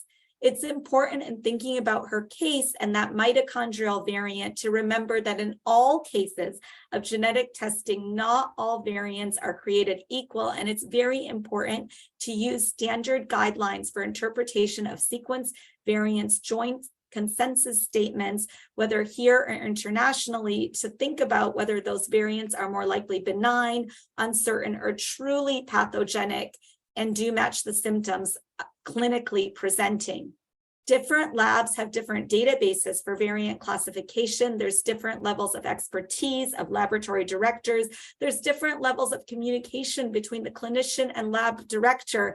And again, a multidisciplinary approach gets the best result. Not all labs spend as much time with deep dives checking variant databases, and every lab has a different variant rate. For example, in our institution, in cases where we highly suspect non-accidental trauma with fractures, often still collagen 1A1 and collagen 1A2 genes are sent. 0 out of 186 cases have revealed pathogenic variants in children where the thought was that there was child abuse, not medical child abuse, this is physical child abuse with fractures in babies, but there was a 5% variant rate, even with very good classification in our labs. So with the more genes you test, the higher the possibility of variants. And that is why in this case, in every case, before we send genetic testing, it's really important to consider, like in everything else in medicine, benefits versus risks. For example, for the caregiver, it's important to know if there's a diagnosis truly present, but the risk, like in this patient that we described, is if a diagnosis is erroneously placed in the chart for years, like the mitochondrial diagnosis, that can cause confusion, anxiety, misplaced fears. It can cause overtreatment. And in addition, even if a child has a genetic diagnosis, such as Down syndrome, we cannot assume that every presentation is a result of the Down syndrome. When we make that mistake, that is called diagnostic overshadowing, or blaming every problem on a particular syndrome, even if it's not related. Also, it's important when you send genetic testing to think about information for relatives. There can be very important information in a true disease about recurrence risk or about siblings. But when the misdiagnosis is believed, there could be a fear of unusual and sudden catastrophic events. For example, if a mother is told she has mitochondrial disease, and she thinks that all of her children are also at risk for mitochondrial disease, she may fear that each of these children might develop blindness or have a stroke all of a sudden, and this can lead to a lot of anxiety. There are, of course, implications for the justice system. There can be, depending on the country, future implications for military placement, for life insurance, health insurance, depending on the society and the culture. The implications can be very local or regional or not international, depending on the exact laws and health policies in that country, and there can be socioeconomic consequences. So in summary, we have really emphasized that the clinical comes first. We cannot emphasize that enough. In cases of genetic testing, it's very important to do testing when it's indicated, but we want to yield and proceed with caution in cases where there could be medical child abuse or child abuse in any case, and have a multidisciplinary discussion, preferably before that testing is sent. Whole exome and whole genome are tests that are becoming increasingly widespread, but it's important to think about all of the implications and counsel families about those before just sending these tests. And we are so grateful for all of you for having us speak in this incredible conference. Thank you. Thank you, Dr. Schur and Harmon. We look forward to seeing you both again for the Q&A session. Our next presentation, Multidisciplinary Response for Management and Treatment of Medical Child Abuse, was previously taped. Dr. Ressler, who is from Seattle, Washington in the United States, is joining us live today, however, and will be available to answer questions during the Q&A session immediately following. Please note that at the end of my discussion with Dr. Ressler, I invite you all to place your questions into the chat tab or function. Although I say chat, it is, as you know, and as you've been beautifully doing all day, it is the Q&A function where your question should go.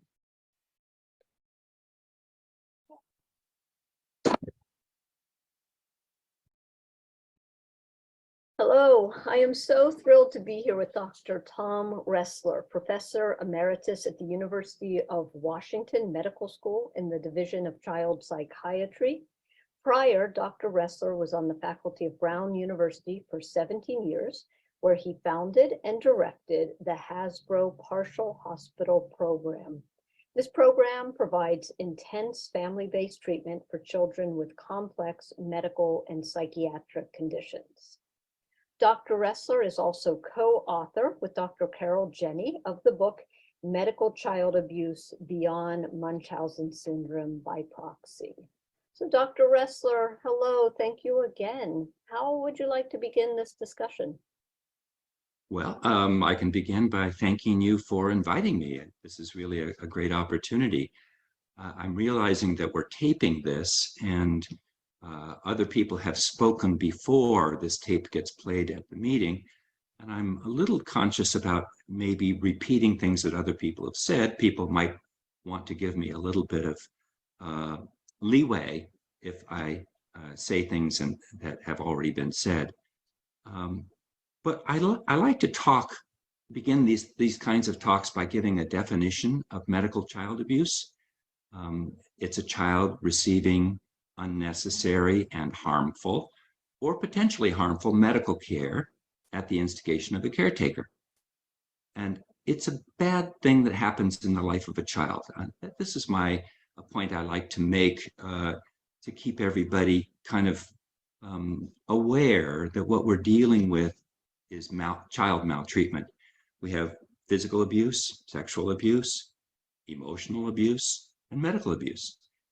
They have many features in common with one another. They all involve a child being harmed. They can all present with multiple kinds of presentations.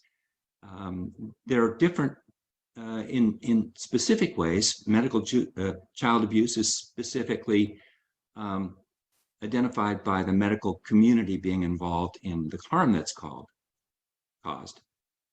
One feature I like to emphasize is that, like other forms of child abuse, medical child abuse exists on a continuum from mild to moderate to severe. And we often think more about the severe cases, but I want to have people continue to think that we're going to be seeing many, many more mild cases than we do severe cases. And the pediatric community, the child abuse community, needs to be ready and aware. You mentioned that I was the director of the Hasbro Partial Program. We saw the program's been in effect now for 25 years. It's treated about 5,000 families. And a small percentage of those actually had medical child abuse, maybe 5%. But even 5% of 5,000 is a lot of kids. And we were able to see kids all the way across the spectrum. So I think that gives me a special perspective that others might not have who only get involved in the various serious cases. Well, and Dr. Ressler, one of the when you talk about your features, your particular emphasis that many of us don't have is treatment. You're not to make a plug for your program, but to make a plug for your program, you have all of that experience. So tell us a little bit about the management or treatment, which often eludes us. I will, and I'll start by saying that I've come to believe that treatment of child abuse in general happens in 5 steps. The first step is to identify the abuse is taking place. We can't have any treatment unless we identify that a child is being harmed. The second step is to stop it. If we have identified abuse, we're ethically, legally, morally obliged to attempt to stop the abuse. The third step is to provide for ongoing safety. It's not okay just to stop the abuse if it starts again in a month. So we need to provide for ongoing safety. Step 4 is to deal with the emotional and physical consequences of the abuse, to bring the child who's been harmed back to a normal functioning state. And the fifth and the most difficult, and this is where the concern becomes apparent for everyone, we want to do this by preserving the integrity of the family as much as we can. We want to be able to maintain the family unit the child comes from if we can guarantee that that child is going to be safe when they are sent back to that family. So this is a sophisticated audience we're talking to here, and we have lots of experience of people identifying child abuse, stopping child abuse. It's the getting the child back into the family in a constructive way, and in a way that we can really have some assurances that the child is not going to be harmed. That's going to be the tricky part. Great. And so you brought up a very important point that I should have pointed out in my last question. So you are a psychiatrist. Many of the people on the call are not, and they are doing, which I think is especially the first number of steps, not the last one, but leading up to the last one, are all things that the general pediatrician or general practitioner or child abuse pediatrician can do in terms of treatment. The last one, it sounds like, is really the alleged perpetrator, sort of, and the family system itself. So I want to break those out a little bit. Talk at first for people, those first number of steps that you can take, what people on this call need to know, or on this webinar need to know. And then the second part is one that for all of us who would not be treating the perpetrator, sort of, have you talk about both of those in turn, what the treatment looks like for the alleged perpetrator and for the family. Yes. Successful treatment, in my mind, is being able to follow those 4 steps and then get to number 5 and have the child be reintegrated into the family. That's not always possible. And we'll be talking specifically about things like informing sessions, which people are probably familiar with, as a test to see whether or not a child can be reintegrated. And I consider it successful if we can stop the abuse and if we can make that child safe. And if that means that the perpetrator is never able to psychologically come to terms with what she's done to the child, but we can still keep the child safe, I consider that a successful treatment. That doesn't mean that we wouldn't want to understand the perpetrator. I'm very comfortable saying that the motivation of the perpetrator of medical child abuse is just as important as knowing the motivation of the perpetrator of any other kind of abuse. We need to know why the person did what they did. Why did a man beat up his child? Was he drunk? Was he psychotic? Did he think he was providing an important lesson to the child? The why is always important when you start thinking about, can I send that child home? And so people have spent 40 years trying to figure out the motivation of a mother, primarily a mother, getting medical care for a child they don't need. And we've come to understand that there are lots of different motivations. There's many ways that people can come to this point. But if we're going to send the child home, we better find out what that is. And so this is the time when you want to get that psychological evaluation. And you want to see if the mother is anxious. Is she able to work with the medical care community, or does she have a belief system that is just so fixed and rigid that putting a child in the hands of that person is not going to be safe? So successful treatment is keeping the child safe. That's the my fallback position consistently. And all right, you opened the door, so I will walk through it. You did. Okay.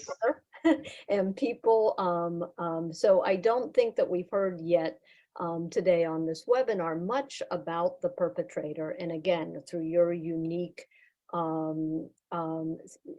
treatment program, you have probably had more experience and sort of more time with these mothers than anybody else.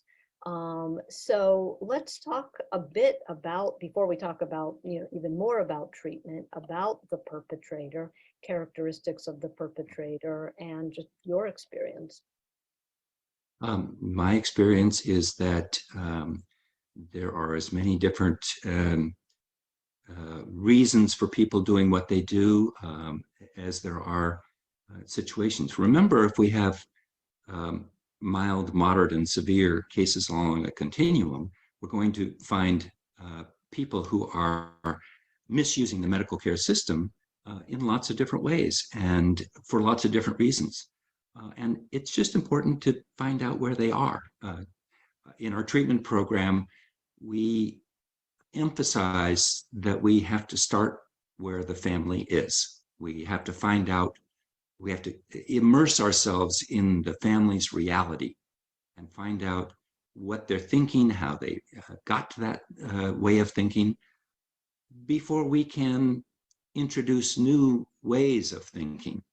We have to understand what we're dealing with. And the easiest way to conceptualize this is that it's really important to listen to not just the mother's view, but the other family members' view, the grandmother's view, the kid's view, and then compare that with what we think might be helpful for the family moving forward. And this isn't a question, but I do want to clarify something and tell me if you agree or not. We were just using the word perpetrator or alleged perpetrator, and I was going with your sort of language of what we're talking about here is child abuse, just like any other form of child abuse, physical abuse, sexual abuse, neglect. And so we would think of that as a crime, perhaps. But when we're talking about what we're talking about, though, one thing you mentioned at the beginning is there is a continuum. So when you're talking about the mild side, we may not call that medical child abuse at that point. If it's an anxious mother that maybe just needs some extra time with the pediatrician or extra reassurance from the medical provider. So just to sort of make that point clear, do you agree with what I just said? I do agree. And like with other forms of abuse along that continuum, there's a line.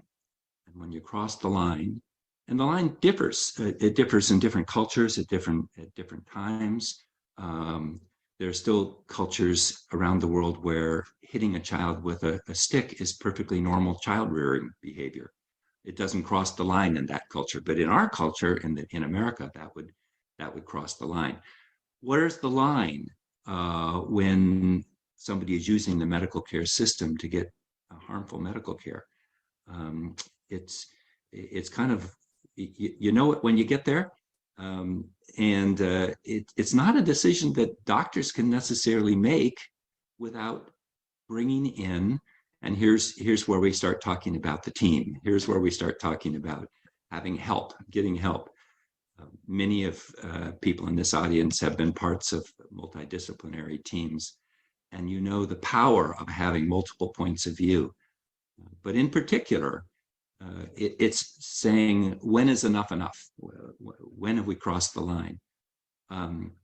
The Hasbro Partial program that I was part of was fortunate in having a continuous involvement of a number of people for many years. We worked really well together, and we worked really hard to maintain this cohesive group of this cohesive team that could take a new situation and bring it into an understandable framework.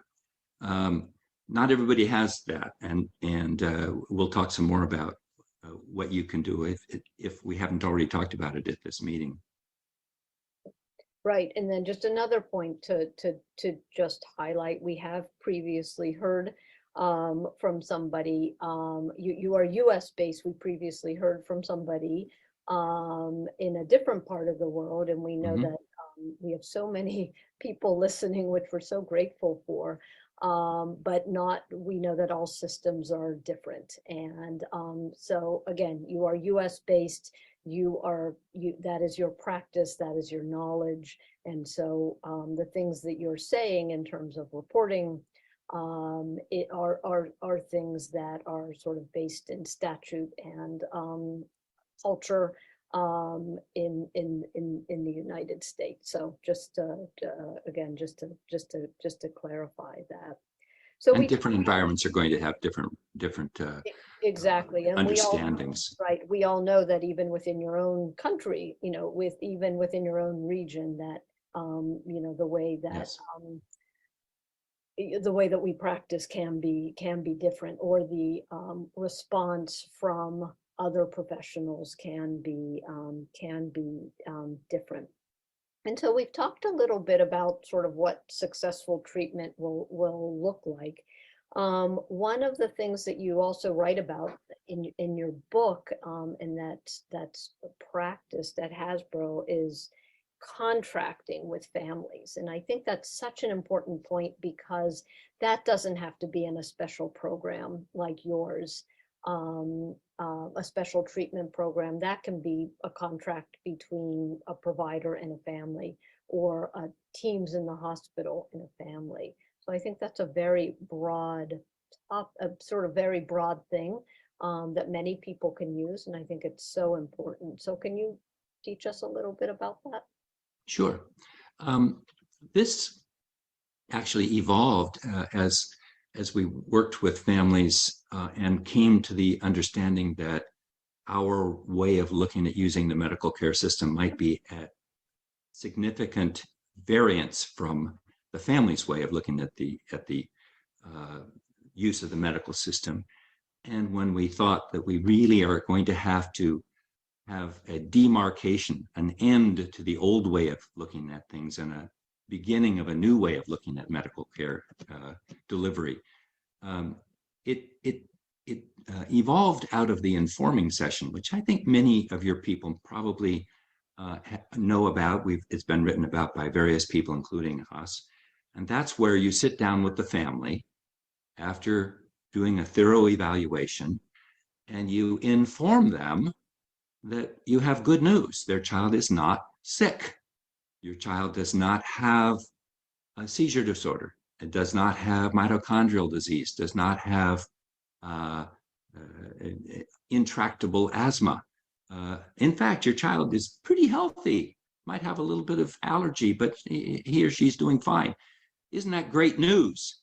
And the response to the informing session is a diagnostic test. If the response, and this has happened many times in our program, we've had families say, "Oh, thank goodness, I'm so happy to hear that my daughter is healthy." We've had people actually say that. We've also had people say, "You're crazy. I'm going to take my child to Mayo. They'll find out." The Mayo Clinic in America. So it's a diagnostic test. But in addition to that test, we have come to use what we call a contract, a medical care contract.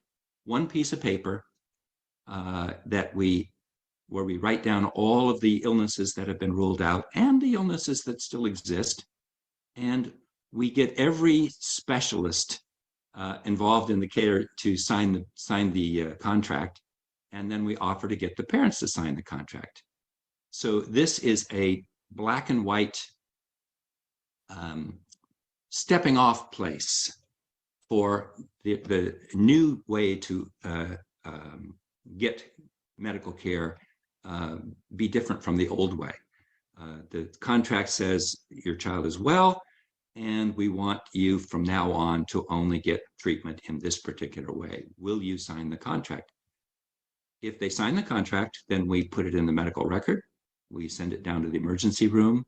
We send a copy to every medical care provider so that the entire medical system impinging on this child will have an understanding that things are different now. We're not going to do things the old way, and the parents have at least signed this contract saying that they're going to do it in the new way. And I think this is something, as you say, Kathy, this is something that people can use. The power of it comes from the family understanding that the entire medical community agrees. And we're going to get to that, how difficult that is in a minute. If you see a piece of paper and there are 5 doctors who've signed it, we all agree, it makes it more difficult for somebody to maintain a belief system against all of that evidence. So we use these contracts fairly frequently. In Seattle, where I'm based currently, we see about one evaluation a month, 12 a year for medical child abuse. And frequently, we end up having contract sessions with these families. Great, and I think it's just such a powerful tool. The contract, it tells, allows both the family and all providers, when you put it in the medical record, which it should go there. It just gives, sort of all of the information right there. And we know that families sometimes go to other institutions, whether it's in the same area, different countries, they will travel to other areas. So it does give a big piece of information. So we have a few minutes left. I don't want to end on this, so I may cut you off. Okay. Because I want to end on something more positive, but we know this is hard. This is a really hard diagnosis. It's really hard treatment. So tell us some of the biggest obstacles to successful treatment. Number one, getting all the doctors to agree. Doctors have strong opinions about things, and if they have been treating a patient in one particular way and someone comes in and says, I think we should look at this differently, they sometimes have a hard time getting on board. And it's obvious that if there's one doctor, even one doctor, who says, oh, I don't agree, who's the family going to listen to? Who's the mother going to listen to? They're going to go to that. They're going to go to that one doctor. So that's the first obstacle. The second obstacle that we continue to run into is getting beyond our own medical care system and involving social services, because social services in areas just have no experience with what we're talking about. They might send out an investigator to talk to the mother, and gee, she sounds so reasonable and she works so hard to take care of her child, and I don't see any problem here, doctor. What's the problem? The same applies to judges. We have judges who we can present evidence and they don't get it. Our response to this, by the way, is to not just make a telephone report to social services. We make a written report saying specifically what happened to the child and what the mother did to get that to happen to the child. We don't use words like Munchausen Syndrome by proxy. We don't say mother's crazy. We say this is what happened to the child and the child needs protection. And it has the more concrete your letter can be, the better you're going to be able to get, better response you're going to get from social services and the legal system. So those are the things I think that are that we're still struggling with. My final point, I guess we're getting to that point, Kathy. We are. I was going to say we have probably less than a minute left, so give us all your wisdom. And well, my wisdom is that wherever you are, be prepared for the next case that's going to come in. Don't wait until something happens and then say, what do I do now? What do I do? I better go read Dr. Ressler's book. No, be ready before the next case comes in. Talk to the people in social services. Have your pediatric community forewarned that it's going to happen again. We're going to have another case come in where it just doesn't make any sense, and we're all going to be feeling really bad that we gave care we didn't need. And so be ready for the next one. That's my my take-home message. That is a beautiful way to end education. We're all educators, and you're here. People are here on this webinar because they want to learn more, and we do need to educate everybody around us. So, Dr. Ressler, thank you so much for talking with me and sharing 25 minutes of your knowledge. I know we could have gone on for hours and hours, but people on this webinar are very lucky because you're going to see Dr. Ressler live in a minute, and you will be able, along with our entire panel of speakers, be able to put in the chat some questions, and we will hopefully get to all of the answers. So Dr. Ressler, again, thank you so much for your time. It's been a pleasure. The pleasure was mine, all of ours, actually.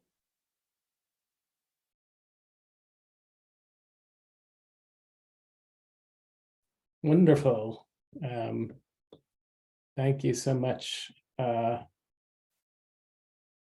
So as you see, Dr. Ressler is able to join us, I think, from somewhere in the St. Lawrence River on a cruise ship for our Q&A. And I invite now all of the panelists to turn your cameras back on, and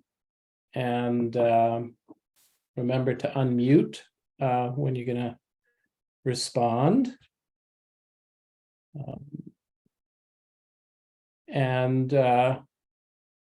I appreciate especially the people in those parts of the globe who are still up past the middle of the night. This is such a pressing topic. And so I wish I could send you extra continuing education points for that. So let me pose a question to the entire panel. If we had a major donor, let's say Bill Gates wanted to send us a pot of money to conduct research in this area, what would your choice of research agenda be? And I mean this for an international setting.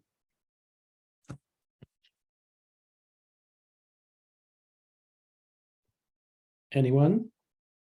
I would wonder whether I think it would be important to investigate the obstacles which stand in the way of professionals, particularly medical professionals, particularly pediatricians, which stops them working on their curiosity about what is before them, because ultimately it's recognizing that something doesn't add up. Bethany talked about it, Tom talked about it, Alison talked about it. There's something that doesn't add up. And there is something in us doctors which switches off our curiosity. Because I think if we acted on our curiosity, we would be able to recognize these cases much earlier and prevent a lot of harm. Gabby, I would speak up a little bit here. I think we need diagnostic criteria that we can all agree on before we can start research efforts. We still have way too many variations in how people look at things. And to do epidemiological studies, to do treatment outcomes, we need to have definitions. I absolutely loved the definitions of Ehlers-Danlos and the other mitochondrial disease. I wish we could have that kind of specificity. I don't know how we're going to get there, but I think that's a starting point.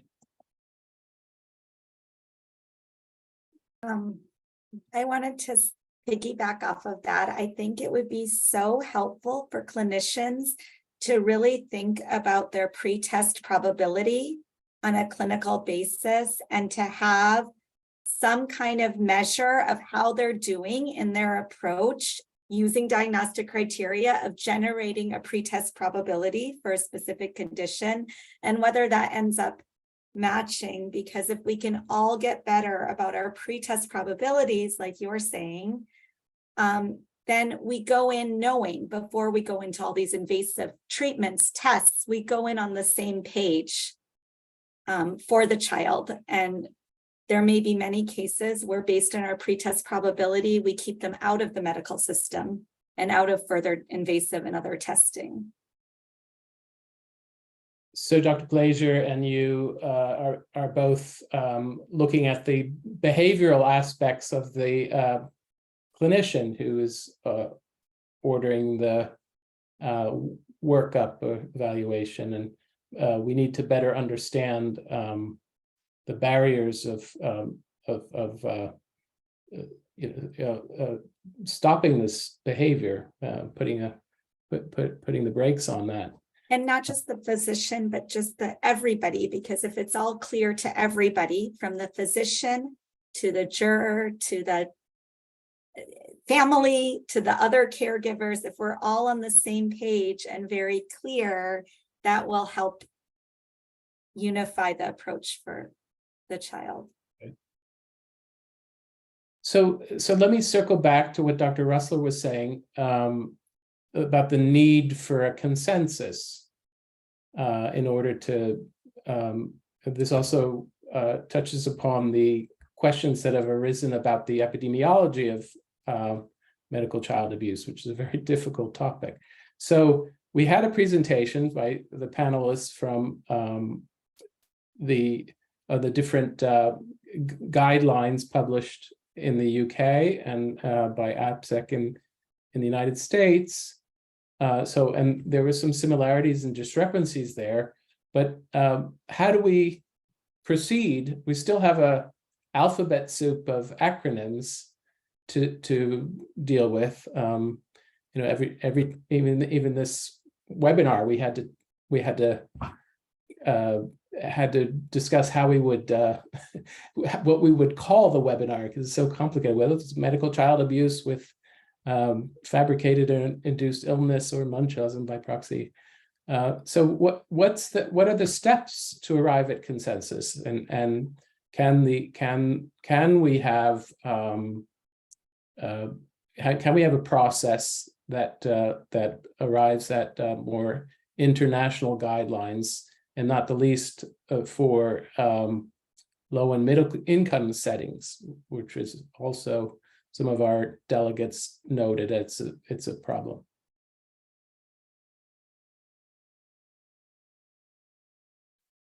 Do we have any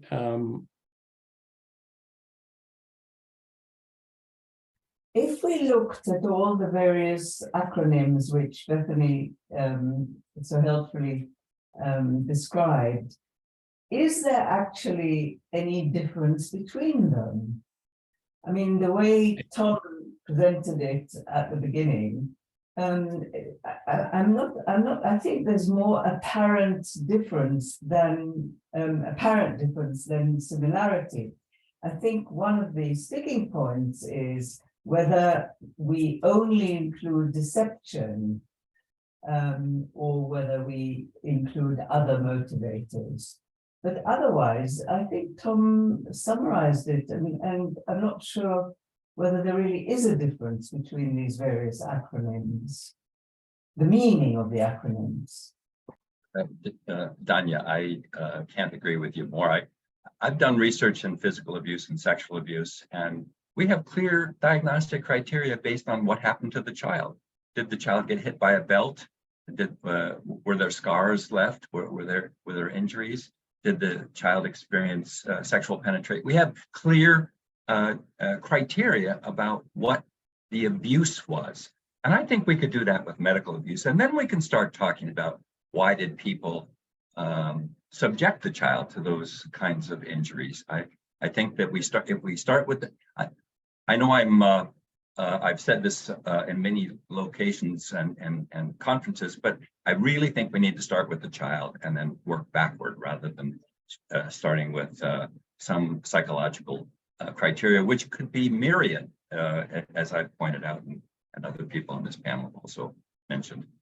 But the interesting thing is that that the difference between medical child abuse, or whatever we're going to call it, and other forms of child maltreatment are that the harm is directly between the maltreater, the abuser, and the child. The sexual abuser abuses the child. The neglector neglects the child. The physical abuser harms the child. In medical child abuse, unless in the rare cases where there's illness induction, where the mother, let's say, does what she does because she wants to convince us, in the rest of the cases, it is actually the dynamic between the mother or the parent or the caregiver and the doctors. We have a triangle, and it's different from all other forms of child abuse, which is why the term medical child abuse is so important. And we cannot, if there were no doctors, there wouldn't be any medical child abuse. Thank you. There was also some questions about about the training that Dr. Steele answered about training of pediatricians, and there's some settings where you do have perhaps adequate training on the condition, this phenomenon of medical child abuse. But I concur with Dr. Fadia that there's some settings where there's a lot more that needs to be done. And I'm wondering, Fadia, if you can say a word about how you're working to educate your colleagues and also the social welfare system in this area. Yeah, sure. So the Child Welfare Family Protection Center, it's still primitive in our country. So for the last couple of years, we're doing a couple of training for a small group, the social worker. They're working there. For example, in some of the cases in the beginning where we're talking about medical child abuse, they know the definition, especially the psychologists, they're working there, but they're not sure what to do next. So that was one of the challenges there. So a training for them under the umbrella of Saudi Commission of Health Specialities. So all of us were getting our license there. So we're trying to implement it iLearn module for all form of abuse, for all healthcare provider, including social workers, psychologists, nurses, and physician, and working on those projects currently. So that's one kind of thing. Thank you. So I wish I could gather this group and have it as a sort of an expert real-time consultant panel. So it's just wonderful to see how the partial hospitalization interventions function, and how subspecialists like geneticists and metabolic experts can achieve a consensus in their own department and work in an evidence-based fashion. So it's very inspiring. I just say that perhaps to end the Q&A, because we have to move on and close the session. But again, this is the reason we chose this topic, Kathy and I in the planning committee, is that we've addressed medical child abuse when we gather a bunch of mostly pediatricians, a bunch of professionals who want to train in this area of child abuse medicine. This topic has always been something that has captivated us, and there's always been a hunger for more when we've ended. So I invite the delegates to seek out and learn about INTERCAP in Barcelona, and thank again the panelists for devoting your time to present today. And I'll leave the word to Dr. Marta Simo, of a child abuse pediatrician from Sant Joan de Dieu Children's Hospital in Barcelona. to do a short presentation on INTERCAP 2024.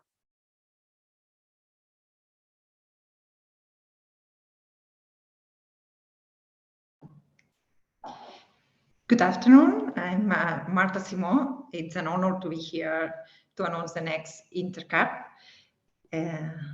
Let me share my screen.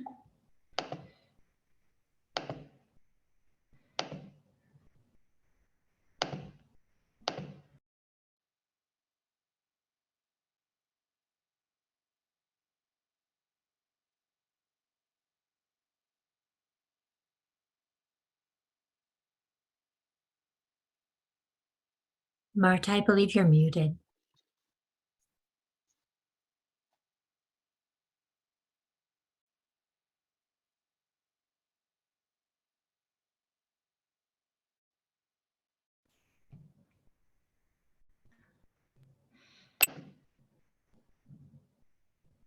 Okay, let me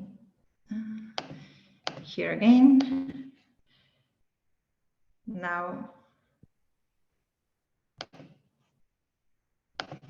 Now you can hear to me? Yes, thank you. Okay, thank you. So we are delighted to invite you to the INTERCAP. That it's a course that will provide us for essential knowledge, advances, and the last updates in child abuse medicine. With us today, with outstanding international faculty, we will include also small group workshops, and it will be a unique opportunity for networking between us. And we also have the honor to announce that we will have a joint day in collaboration with the European Society of Pediatric Radiology Child Abuse Task Force. And also in a very beautiful city in Barcelona, in my city, that is a city filled with history, culture, and friendly people. And let me show you a video to show you my city and my hospital.